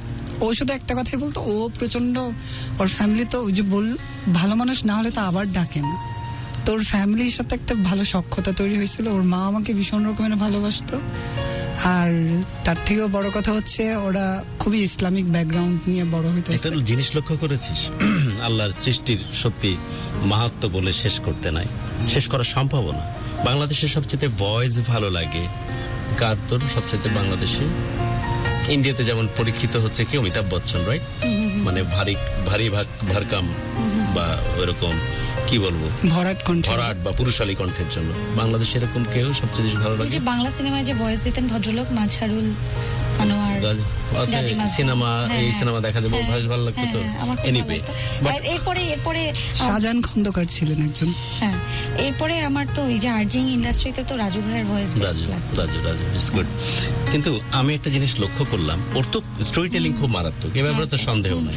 উচ্চারণ প্রনাউন্সিয়েশনও মারাত্মক, শব্দের ডেলিভারি, শব্দ চয়ন, উচ্চারণ সবকিছু মারাত্মক। আমি অবাক হয়ে খেয়াল করতে থাকলাম ওর ভয়েসটা এখন অনেক সুন্দর লাগতেছে। মানে আল্লাহ রাব্বুল আলামিন, আল্লাহ সুবহানাহু ওয়া তাআলা একটা মানুষকে এমন ভাবে তৈরি করেন, এটা তো তারই সৃষ্টি না, যে ভয়েসের জন্য তাকে হিউমিলিয়েশন হওয়ার সুযোগ তৈরি হতে পারে। এই সম্ভাবনা সবসময় বা এই ভীতি সবসময় ব্রেনের মধ্যে হয়তো নক করতো। ও প্রতি মুহূর্তে ভাবতো যে আমার মনে হয় একটু গুটিয়ে থাকা উচিত, এটার জন্য মনে হয় আমাকে আন্ডারমাইন করতেছে বা এইভাবে দেখতেছে। হয়তো কেউ দেখতো না, বাট তাকে ভাবতেছে। এবং সবচেয়ে ওয়ের্ড একটা এক্সাম্পল আমাদের সামনে আসলো, কিন্তু ওই ভয়েসটা এখন শুনতে খুব ভালো লাগতেছে। বিশ্বাস কর, আমি কিন্তু এই কথাটা বললাম তোর প্রশংসা করে না, আল্লাহ সুবহানাহু ওয়া তাআলা প্রশংসা করে। আল্লাহ রাব্বুল আলামিন কিভাবে মানুষকে বানান যে একটা সার্টেন টাইম পর তার যদি বাকি কোয়ালিটি গুলো ভালো থাকে, ওই ভয়েসটাই তখন ইউনিক, ডিফারেন্ট এবং মিষ্টি শোনায়, যেমনটা তোরটা শোনায়। তোকে তো বলতেছি না যে তুই কোনোদিন শ্রেয়া ঘোষালের মতো করে সুন্দর করে গান গাবি আর আমি যে লাগ জায়গালে শুনে পাগল হয়ে যাবো। কিন্তু আমি তো এটা বলতেছি তোর ইউনিক ভয়েসটা তোকে আলাদা একটা আইডেন্টিফিকেশন দিয়ে দিয়েছে, রাইট, তাই না ব্যাপারটা? অফ কোর্স, পুরোটাই। মানে এটা আনইউজুয়াল, রাইট? যেভাবে তুই তোর ইন্টারভিউতে বলেছিস, কিন্তু এই আনইউজুয়াল জিনিসটাই মানুষের পছন্দের কারণ, রাইট? রাইট। সো আল্লাহ সুবহানাহু ওয়া তাআলার এই এক মাহাত্ম্য যে উনি কিসের মধ্যে কি রেখেছেন তিনি তো সবচেয়ে ভালো জানেন, এবং সেই মানুষটা যদি সেটার মধ্যে লিভ অন করে এবং তার বাকি পারিপার্শ্বিক জিনিসগুলোকে যদি কাস্টমাইজ করে, ফ্লোরিশ করে, তাহলে ওটাই সবচেয়ে বেশি সুন্দর, Right. না? আমার একটা ছোট্ট একটা এক্সাম্পল মনে Please. পড়েছে, যে হিউমিলিয়েশনের কথাটা যখন আসছে, তো ওই যে এরকম আমার ভয়েস হতো তখন বলছি তুই ইন্টারভিউ তো আছে তোর এটা। আমি কিন্তু এই পার্টটা বলি নাই, তখন ভুলে আচ্ছা। গেছিলাম। এত বড় জীবনের এত স্ট্রাগলের গল্প 1 ঘন্টায় বলা যায়? আমি কিন্তু ওই দিন গেস্ট হয়ে ভালো ভালো বুঝছি এটা কিন্তু সম্ভব না, আসলে কোনোভাবেই সম্ভব না। বাই দ্য ওয়ে, একটা টাইম তো পরে, তোমার থ্যাঙ্কস দেওয়া উচিত যে কি সুন্দর একটা আর্কাইভ অফ কোর্স, একটা টাইম পরে গিয়ে যখন আপনি আসলে ভয়েস নিয়ে খেলতে পছন্দ করবেন, যখন আপনি ভয়েস আর্টিস্ট হয়ে যাবেন, তখন কিন্তু আপনি ভয়েসের একটা ফেসে কথা বলতে পারবেন, একটু ওঠানামা, যেটাকে মডুলেশন বলা হয় আর কি ভয়েসের ভাষায়, ওইটা করতে পারবেন। কিন্তু শুরুর দিকে কিন্তু আমি এটা পারতাম না। আমি না সব সময় খুব হাই ফেসে কথা বলতাম, মোস্ট অফ দ্য টাইম আমার ভয়েস ক্র্যাক করতো। তো আমরা যে আমাদের ওই আগের অফিসটা যে বিল্ডিং এ ছিল, সেই বিল্ডিং এর নিচতলায় একটা খুবই রিনাউন্ড একটা অনলাইন পোর্টাল ছিল, নিউজ পোর্টাল। তো সকালবেলা আসতে গিয়ে খুব স্বাভাবিকভাবেই এক ভদ্রমহিলা শুনতে শুনতে আসতেন। তো ভদ্রলোক মারা গেছেন, পৃথ্বীরাজ, আপনারা তো চিনে থাকবেন পৃথ্বীরাজ, তিনি আমাদের কলিগ ছিলেন। তো ওই ভদ্রমহিলা পৃথ্বীরাজের সাথে একদিন দেখা হয়েছে দাদার সাথে। তো দাদাকে বললেন, এই তোমরা না ওই রেডিওতে আছো? বললো হ্যাঁ। আচ্ছা, তোমাদের রেডিওতে সকালবেলা যে একটা মেয়ে প্রোগ্রাম করে, উফ, ভয়েসটা যে কি কাটা কাটা, খুব কানে লাগে, খুবই কানে লাগে, এটাকে একটু চেঞ্জ করার কোনো উপায় নাই? তো আমাদের পৃথ্বীরাজ দাদা, আমি কি বলবো ওই ভদ্রলোককে নিয়ে, উনি বলছেন যে আপা, আসলে ওর কাজটাই এটা, হ্যাঁ, ও কানে লাগবে, মানুষ যাতে ঘুমাতে না পারে, ওর কথা শুনে যদি মানুষ ঘুমিয়েই যায়, তাহলে ওকে কেন আমরা শোতে বসে ওইভাবে ব্যাকআপ দিচ্ছে। হ্যাঁ, ওইভাবে ব্যাকআপ দিয়েছে। এবং এটা এসে পরবর্তীতে আমাকে বললো যে আমিও একটু ভয়েস নিয়ে একটু খুব ইনসিকিউর থাকতাম, তখন আমাকে বললো যে আজকে তোর নামে কমপ্লেন আসছে। আমি বললাম, কি, তুই তো এটা বলছিস, তোর ভয়েস শুনে এরকম বলছে। আমিও বলে দিয়ে আসছি, আমি কি বলবো, ভদ্রলোকের দিকে তাকায় বুক ভরে শুধু দোয়া দেওয়া ছাড়া তো কিছু তো না। যে আমার শুধু দোয়া না, মানে কি পরিমাণে একটা কনফিডেন্স বুস্ট আপ যে হয় ওই টাইমটাতে। আল্লাহ সুবহানাহু ওয়া তাআলা আসলে প্রত্যেকটা সকল সৃষ্টির প্রশংসা ওনার। মধ্যে Thank you. প্রত্যেকটা সৃষ্টির মধ্যে এই মাহাত্ম্যটা লুকিয়ে রেখেছেন, শুধু আমাদের উচিত সুন্দরভাবে সেটাকে প্রেজেন্ট করা, তাহলে সেটাই অনেক বেশি সুন্দর হয়ে ওঠে। যে Right. ওই গল্পে যাচ্ছি, তারপরে Sorry, ওই যে আসলে চলতেছে, কোথায় যেন এখনো ছিল? চলতেছে, প্রেম চলতেছে, প্রেম তো নাই, বাট 1.5 বছর ধরে চলতেছে আর কি কমিউনিকেশন। ওই গল্প তো ড্রপ করলো, কারণ এটা তো বলা বলি হয়নি কখনো সম্পর্কের কথা। তারপরের ফেজ, এখন জীবন এখন কেমন, বর্তমানে আসতে চাই। স্ট্রাগলের গল্প তো আরো অনেক কিছু আছে, অনেক দিন ধরে বলা সম্ভব, আর একদিন সেকেন্ড পার্ট হইতে পারে হাবিবের, বাট এখন বর্তমানে কি সিচুয়েশন? আরেকটু বলতে হবে। যাও, হ্যাঁ, তাহলে আমরা একটু শর্টকাট মারবো। আগে 3 মিনিটস এবার। আচ্ছা। 2 মিনিটস। ঠিক আছে। এই যে বাধা ধরার টাইমটা দিলে মনে হয় যে ওই যে আমাকে একটা ভদ্রলোক ওকে, নো বলেছিলেন, প্রবলেম, যাও যাও যাও, 2 মিনিটের দিকে চলে যাচ্ছে, যাও শুরু আচ্ছা, করো। আমাকে একটা ভদ্রলোক বলেছিলেন যে কোনো মিডিয়ামে ব্রিফ কথা বলাটা খুব ইম্পর্টেন্ট, না। আর রেডিওতে তো সেটা আরো বেশি। তোমার কথাটা যেন বোধগম্য। বোধগম্য ইম্পর্টেন্ট, বাট ইম্পর্টেন্ট হচ্ছে যে যদি সত্যি তুমি খুবই ইন শর্ট ডেলিভারি দিয়ে কমিউনিকেট করতে পারি, তাতে বেটার কিছু হতে পারে। That's true. তারপর প্লিজ। দেন তারপরে আস্তে আস্তে ভালোবাসার পর্যায়ে পৌঁছানোর আগে আমরা বুঝতে পারলাম যে আমরা প্রচন্ড ধর্মভীরু এবং কেউ কারো পরিবারের বিরুদ্ধে গিয়ে কোনো কিছু করতে পারবো না, এবং এই সম্পর্কটা আসলে আর ওয়ার্কআউট করবে না, যার কারণে আমরা মিউচুয়াল একটা সেপারেশনে চলে গেলাম। এর মাঝখানে আমার টুকটাক প্রেম প্রস্তাব আসছে, কাউকেই আমি না করি নাই, সবাইকে ঝুলাই রাখছিলাম, দেখলাম যে এফোর্ট দিতে পারতেছে না, বা টাইম দিতে পারতেছে না, ছেলেটা তো খালি পোলাপানি পড়ায়, কিন্তু নাও বলে না, আমি বলিনি কাউকে না, তো না বলতে নাই মেয়েদেরকে। হ্যাঁ, তো ছেলেটা তো খালি সারাদিন দেখি যে টিউশনই করাই, পোলাপান পড়াই, আমাকেই তো টাইম দিতেছে না। তো দেখা যেত যে আমার কোনো প্রেমই 3 মাসের বেশি টিকতো না। Nice. সব চলে Lot of যেত। experience, guys. Lot of experience. Then তারপর আর আমার একটা ছিল যে ওর সাথে ওই রকম একটা সম্পর্ক হওয়ার পরে আমি সবসময় ভাবতাম যে আমি কোনোদিন কোনো ছাত্রীকেই বিয়ে করবো না আমার, এবং আমার লাইফে সেটা হয় না। এখন কি are you married now? Yes, Oh I my am married, God. আর গল্প হ্যাপিলি যাস ম্যারিড, না।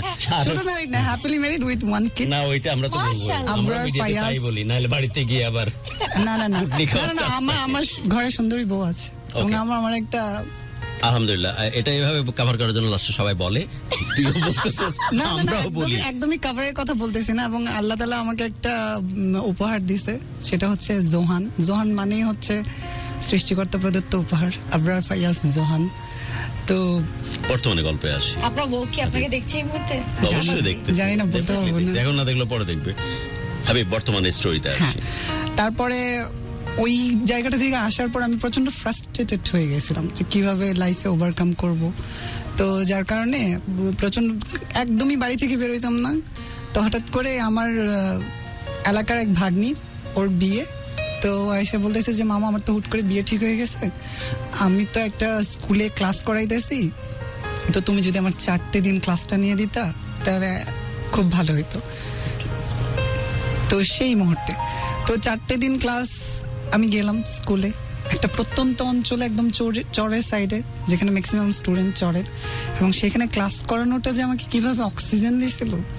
তো তার পরবর্তীতে এনজয় করতেছিল, রাইট? ভীষণ, কারণ সেই মুহূর্তে মানে ডিপ্রেশন তো আছে, বাট প্রচন্ড ডিপ্রেশন, এবং এমন একটা ডিপ্রেশন যে আমি 6 সেমিস্টারে আমি ক্লাস টপার থাকা সত্ত্বেও 6 সেমিস্টারে যে আমি 2টা সাবজেক্টের এফার্ট গেছিলাম আমার, এবং যেটার জন্য আমাকে জরিমানা পর্যন্ত দিতে হয়েছে। তো পরবর্তীতে ওইটা আমাকে অনেকভাবে বুস্ট আপ করে। আমি যখন চলে আসি তখন ওই স্কুলের হেড স্যার বলছিল যে ও কি ফ্রি আছে, একটু যদি টাইম দিত আমাদের স্কুলে, সবাই তো চাচ্ছে ওকে। পরে আইসা সেরে বললো, আমি আবার আব্বু আম্মুকে বললাম, বলে যে তুমি যদি টাইম দিতে পারো আমাদের কোনো আপত্তি নেই। তো পরে টাইম দিলাম, এবং একটা পর্যায়ে 1 বছরের মাথায় দেখলাম যে আমার কাছে প্রায় 48 জন স্টুডেন্ট পড়ায়। ওরে বাপরে, হ্যাঁ, মানে হিউজ অ্যামাউন্ট, টাকা।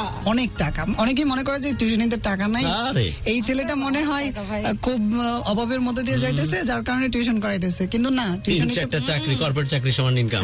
টিউশনিতে প্রচুর টাকা আছে, এবং পকেটের টাকা কখনো শোকায় না। আজকে অমুকে বেতন দিল, তো কালকে আরেকজনে দিয়ে দিচ্ছে রেমুনারেশন। তো যার কারণে পরবর্তীতে বেশ ভালোই চলতেছে। আচ্ছা, গুরু আপনি কি খেয়াল করেছেন ওর এক্সেন্টে একটু ক্যালকেশিয়ান একটা ব্যাপার আছে আজকে? ওই কোন এলাকা? ভীষণ। দেশে বাসা? আমার বাড়ি তো জামালপুর, ময়মনসিংহ জামালপুর। তবে আমি প্রচুর পডকাস্ট শুনি। সেজন্য হতে পারে, হতে পারে। কারণ আজকেটা আজকে হয়নি, আজকে হয়ে গেছে, মানে ওই প্রভাব, ওই এক্সেন্টটা চলে এসছে। হ্যাঁ, ঠিক আছে। ছোটবেলায় হাওড়া ব্রিজ শুনতাম।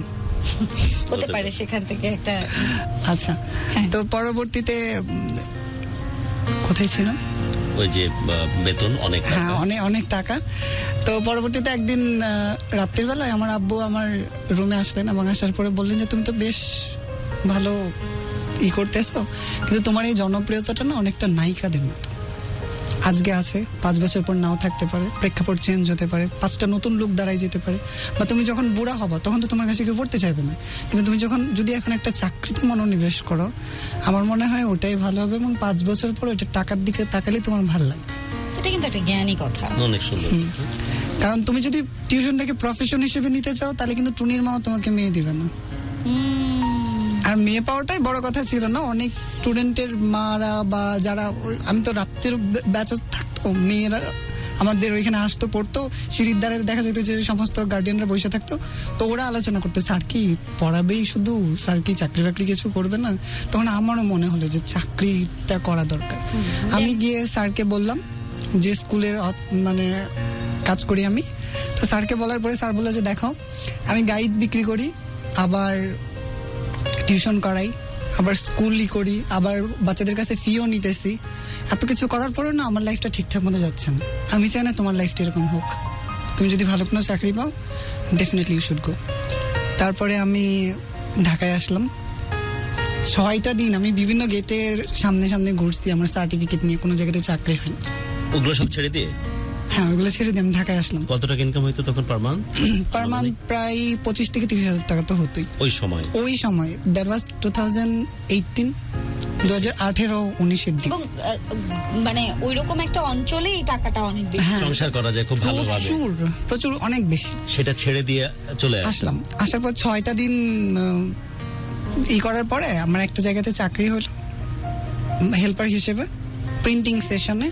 তো সেখানে যাওয়ার পরে আমি তো সেদিন সাদা ড্রেস পরে গেছিলাম, খুব চাকচিক্য নিয়ে গেছিলাম, কিন্তু যেহেতু কালারের কাজ, তো পুরো ড্রেস আমার নষ্ট হয়ে গেছিল, এবং আমার প্রচন্ড রাগ হইতেছিল যে আমি এই চাকরি করবো। আমি এই চাকরি করতাম না, বাড়িতে একটা প্লেট ধুয়ে খাই না, আর এখানে আমাকে বলে রাবার ওয়াশ করো, স্কিন মোছো, এসব আমার দ্বারা কাজ হবে না। আর আমার একটা জামা কাপড়ও ঠিক নেই, প্রচন্ড রাগ হইতেছিল যে আমি কাজটা করব না। তারপর আবার ভাবলাম আসলাম অন্ততপক্ষে 2-1 মাস করি। তো ওই 2-1 মাস করার চক্করে পরবর্তীতে 21শে ফেব্রুয়ারি ছুটিতে বাড়ি গেলাম।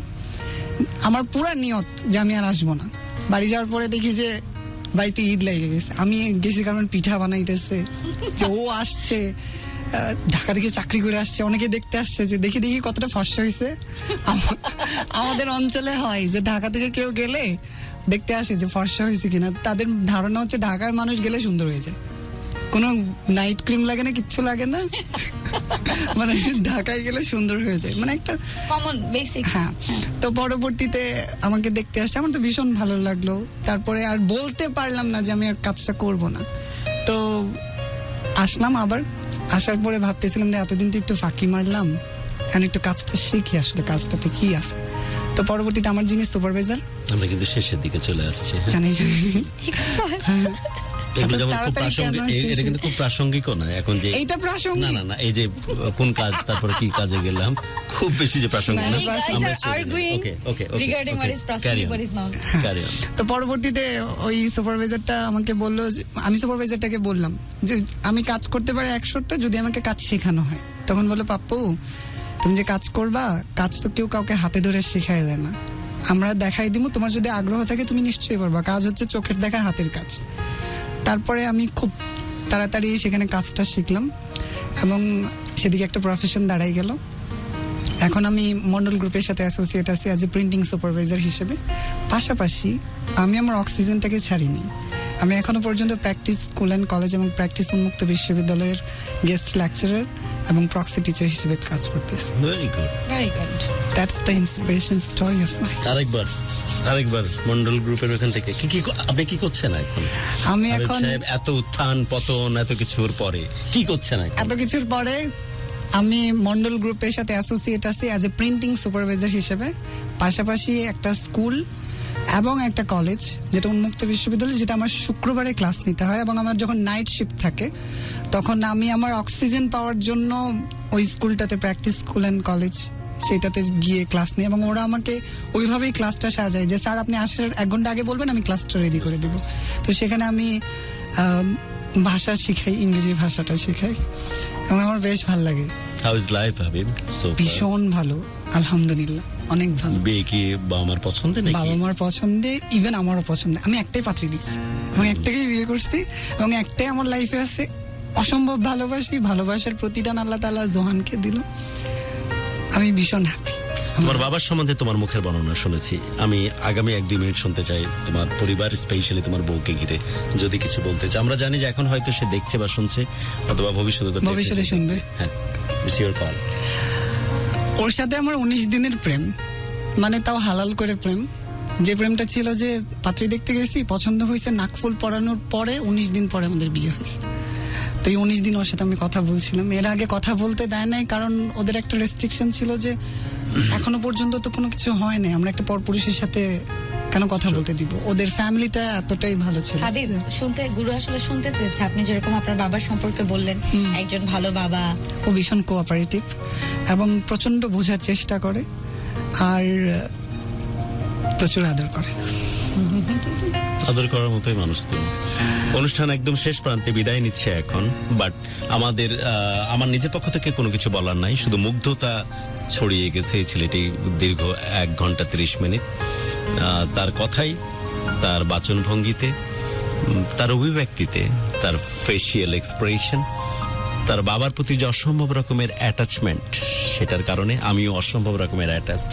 আমি হয়তো এই ছেলেটার এই 5-6টা কথা ধার করব আমি আমার বাবার সম্বন্ধে যদি কখনো ব্যাখ্যা দিতে যাই। আমার বাবার হয়তো প্রফেশন বা তার যে জীবন চরিত্র ডিফারেন্ট ছিল, বাট আমি হয়তো এই শব্দ বা বাক্যর প্যাটার্নগুলো ধার করব, যেভাবে সে তার বাবা উপাখ্যানটাকে সামনের দিকে রিপ্রেজেন্ট করলো।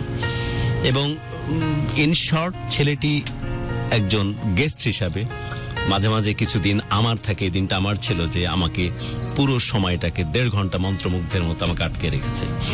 আমার কতবার যে আবেগাপ্লিত হয়েছে আমি নিজের অজান্তে, ও দেখতেছিল বারবার আমি গুজবাম হচ্ছে, আমি জিনিসটাকে ম্যানেজ করার চেষ্টা করতেছি।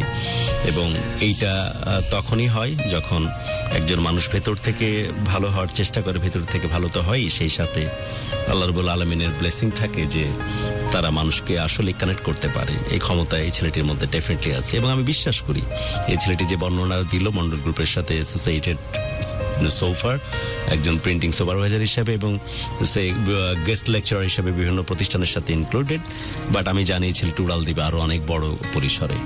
সামনের ভবিষ্যতের পৃথিবী, ভবিষ্যতের আকাশ অভিবাদন জানানোর জন্য একেবারে সামনের দিকে মুখিয়ে আছে।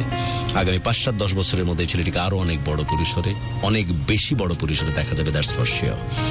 এবং এই ছেলেটি আসার জন্য বড় বড় জ্ঞানের বড় বড় ভালো ভালো জিনিস কিছু জানার সুযোগ হয়েছে। প্রথমে কথা হচ্ছে যে আমরা যখন বুলিং এর শিকার হই আমাদের কোনো লিমিটেশনের জন্য, যেমন ওর ভয়েসটা হচ্ছে একটু মানে পুরুষালী কণ্ঠের চাইতে একটু বেশি নরম কণ্ঠস্বর বা একটু পাতলা ধরনের কণ্ঠস্বর, যেটার জন্য আমরা হয়তো অনেক করে যাই তোর তো মেয়েলি কণ্ঠস্বর বা অমুক কিছু। কিন্তু অবাক হয়ে আমি লক্ষ্য করলাম যে 5-7 মিনিট বা 10 মিনিটের পরেই ওর শব্দ চয়ন, ওর ভাষার যে ডেলিভারি, ওর যে প্রোনাউন্সিয়েশন, ওর একটা কথার সাথে আর একটা কথার যে গাঁথুনি, ভয়েস যে মডিউলেশন, কথা বলতে বলতে হঠাৎ করে শুদ্ধ থেকে আঞ্চলিকতার মধ্যে চলে গিয়ে মানে একটা পর্যায়ে যখন আমার মধ্যে একদম মনে হচ্ছে কলিজাটা ছিঁড়ে গেল যখন বললো যে আমি যে বাড়িতে এসে জানাবো। কেমনে জানাই বলেন তো? তো এই যে কথার যে কানেক্টিভিটি, সেটা সত্যিকার অর্থে প্রেইজ ওয়ার্দি। তখনই আল্লাহ সুবহানাহু ওয়া তাআলার প্রশংসায় আমি আসলেই মাথা নত হয়ে আসে যে রাব্বুল আলামিন তুমি কত যত্ন করে মানুষকে তৈরি করো। আমাদের কাছে আপাত দৃষ্টিতে যে চেহারাটাকে কুৎসিত মনে হয়, আমাদের কাছে আপাত দৃষ্টিতে যে মানুষটাকে কালো বা ফর্সা মনে হয়, আমাদের দৃষ্টিতে আপাত দৃষ্টিতে যে গলাটাকে মিনিমিনে মনে হয়, সেটাই যে কত মিষ্টি, কত ইউনিক, কত ডিফারেন্ট এবং কত স্পেশাল, সেটা 2-4-5 মিনিট পরেই আমরা টের পাই। তো আল্লাহ রাব্বুল আলামিন আসলে তোমার মাহাত্ম্যের কোনো শেষ নাই। এবং সেই সাথে আরেকটা গুরুত্বপূর্ণ জিনিস উঠে এসেছে, MLM এর যে প্রসঙ্গটা যখন আসতেছিল, যেরকম ভইফোড় কোম্পানি যারা মানুষের স্বপ্ন নিয়ে খেলা করে, মানুষের জীবনটাকে রাস্তাঘাটে বেঁচে দিতে দ্বিধান্বিত করে না, আবেদ চাচার মতো বা বিভিন্ন বড় বড় প্রতিষ্ঠান, সেই মানুষগুলোর জন্য অনেকেই যারা স্ট্রাগল করতেছে, প্রত্যন্ত অঞ্চল থেকে দরিদ্র কৃষক পরিবার থেকে উঠে এসে ফাইট করতেছে আমাদের হাবিব, এরকম বহু মানুষ পরিশ্রম করতেছে। তাদের তাদের তাদের কান্না, তাদের কষ্ট, তাদের দীর্ঘ নিঃশ্বাস যেন অনুরণ হচ্ছে আজকে ঢাকা FM 90.4 ভালোবাসার বাংলাদেশের ক্যানভাসে। তার পারফেক্ট রিপ্রেজেন্টেশনের জন্য এই জিনিসটা আমরা কানেক্ট করতে পেরেছি আজকে প্রোগ্রাম থেকে। Apart from love and Prem and all, আমার কাছে এই জিনিসগুলো খুবই ইউনিক, খুবই গুরুত্বপূর্ণ, খুবই হার্টকে খুব ডিফারেন্ট লেগেছে আজকের আয়োজনে। সেজন্য আমি অবশ্যই কৃতজ্ঞতা জানাচ্ছি হাবিব তোমাকে। এবং আমার আজকের এই আয়োজন আমি অনেকদিন মনে রাখবো। only for your graceful presence. Thank you. Thank you so much. বিদায় নিচ্ছে আজ সবার জন্য অনেক অনেক দোয়া, প্রত্যেকটি প্রাণ ভরে উঠুক ভালো লাগা নিয়ে, আর প্রত্যেকটি হৃদয় শাসিত হোক শুধুই ভালোবাসা দিয়ে। অনেক টেক্সট আছে, হ্যাঁ একটু টেক্সট গুলো পড়ি। আপনাকে কেন্দ্র করে অনেক ধরনের টেক্সট আছে, আমি একটু টেক্সট গুলো নিব। মেহেদি হাসান মিরাজ, আমি কক্সবাজার থেকে দেখছি। MD হেলাল 2017 সাল থেকে আপনাদের গল্প শুনছি, অনেক ভালো লাগে আপনাদের গল্প। আচ্ছা thank you so much. Barishal থেকে আছি, কেউ লিখেছেন আব্দুল জব্বার। তারপরে অপেক্ষায় থাকি কবে ভালোবাসা বাংলাদেশ হবে, আব্দুল্লাহ বিন সায়েদ। মৃদুল কান্তি ত্রিপুরা, তিনি লিখেছেন অসাধারণ একটা জীবনের গল্প। তারপর মাহবুব আলম খান লিখেছেন হাবিব ভাই ধন্যবাদ আপনাকে, আজকের গল্পটা অনেক ভালো লেগেছে। আচ্ছা, তারপর সিনথিয়া আহমেদ লিখেছেন গুরুর সাথে একবার কথা বলতে চাই। আজকে তো আর হলো না সিনথিয়া, ইনশাল্লাহ অন্য একদিন আপনার সঙ্গে কথা বলিয়ে দিব, কোনো সমস্যা নেই। আজকে ফার্স্ট টাইম দেখছি লাইভটা। তানসিফা রাহা আমাদেরকে লিখেছেন। আচ্ছা, তারপরে আব্দুল জব্বার কষ্টের পাহাড় লিখেছেন আপনি গল্প বলতে চান, গল্পটা লিখে পাঠিয়ে দিবেন আমাদেরকে। আর আব্দুল জব্বার নামে একজন ছিলেন, সেলিম ছিলেন আমাদের সঙ্গে জয়েন করে। তারপরে মেহেদি হাসান মিরাজ, তিনিও জয়েন করে আছেন। ও মাই গড, অনেক অনেক কমেন্ট। ভাইয়ার গল্পটা অনেক ভালো লাগলো, রাজীব লিখেছেন। তারপর মনির মিয়া লিখেছেন সৌদি আরব থেকে দেখছি, গল্পটা আজকে অনেক ভালো লেগেছে। সোহাগ লিখেছেন কেন যে আমার টেক্সটটা পড়েন না, এই তো পড়ে দিলাম। সামিউন সরকার, আমাদের জামালপুরের ধামাল ছেলে। বাহ সামিউল। তারপরে মাজহারুল লিখেছেন পুরাটা গল্প শুনতে পারলাম না, কোনো সমস্যা নেই, আমরা এখন গল্পটা যখন শেষ করে দিব আপনি প্রথম থেকে আবার পুরোটা শুনে নিয়েন, কোনো সমস্যা নেই। আমি ওয়েট করব অন্য কোনো দিন কথা বলার জন্য, ইনশাআল্লাহ। আমরা মাঝে মাঝেই এরকম কিন্তু হচ্ছে গিয়ে ফোন নিয়ে নেই, হ্যাঁ, তো ওই সময়টাতে ডেফিনেটলি আপনারা ফোন করতে পারেন। আর আকাশ লিখেছেন ফ্রেন্ডস লাভ ইজ এন্ডলেস। আচ্ছা, তারপরে বন্ধু ভালোবাসা অবিরাম, আকাশ। তারপর জামিউল লিখেছেন hi sister, I want to. Rana লিখেছেন। আচ্ছা, thank you Rana, thank you so much. Alright dear listeners, this is me Shantu, আপনার সঙ্গে আছি এবং চলছে এই মুহূর্তে আমাদের ভালোবাসার বাংলাদেশ। আজকের মতো আমি শান্ত সাইন অফ করতে চাই from the Shan. Thank you so much for being with us. Thank you so much for having me. Thank you. ইনশাআল্লাহ কোনো একদিন কোনো একটা বড় পরিসরে আবারও হাবিবের সঙ্গে দেখা হয়ে যাবে, কথা হয়ে যাবে। ততক্ষণ পর্যন্ত Habib, all the very best thank you so much for your future, for your thank you. Next moves and all that. Thank you. আপনাদেরকেও অনেক ধন্যবাদ আমাদের সঙ্গে যুক্ত থাকবার জন্য। আজকের মতো সাইন অফ করছি ফ্রম দ্য শো ভালোবাসার বাংলাদেশ। সবাইকে শুভরাত্রি। কালকে দিনটা ছুটি, অনেক বেশি ফান করুন, অনেক বেশি এনজয় করুন, পরিজনের সাথে থাকুন। বিদায়।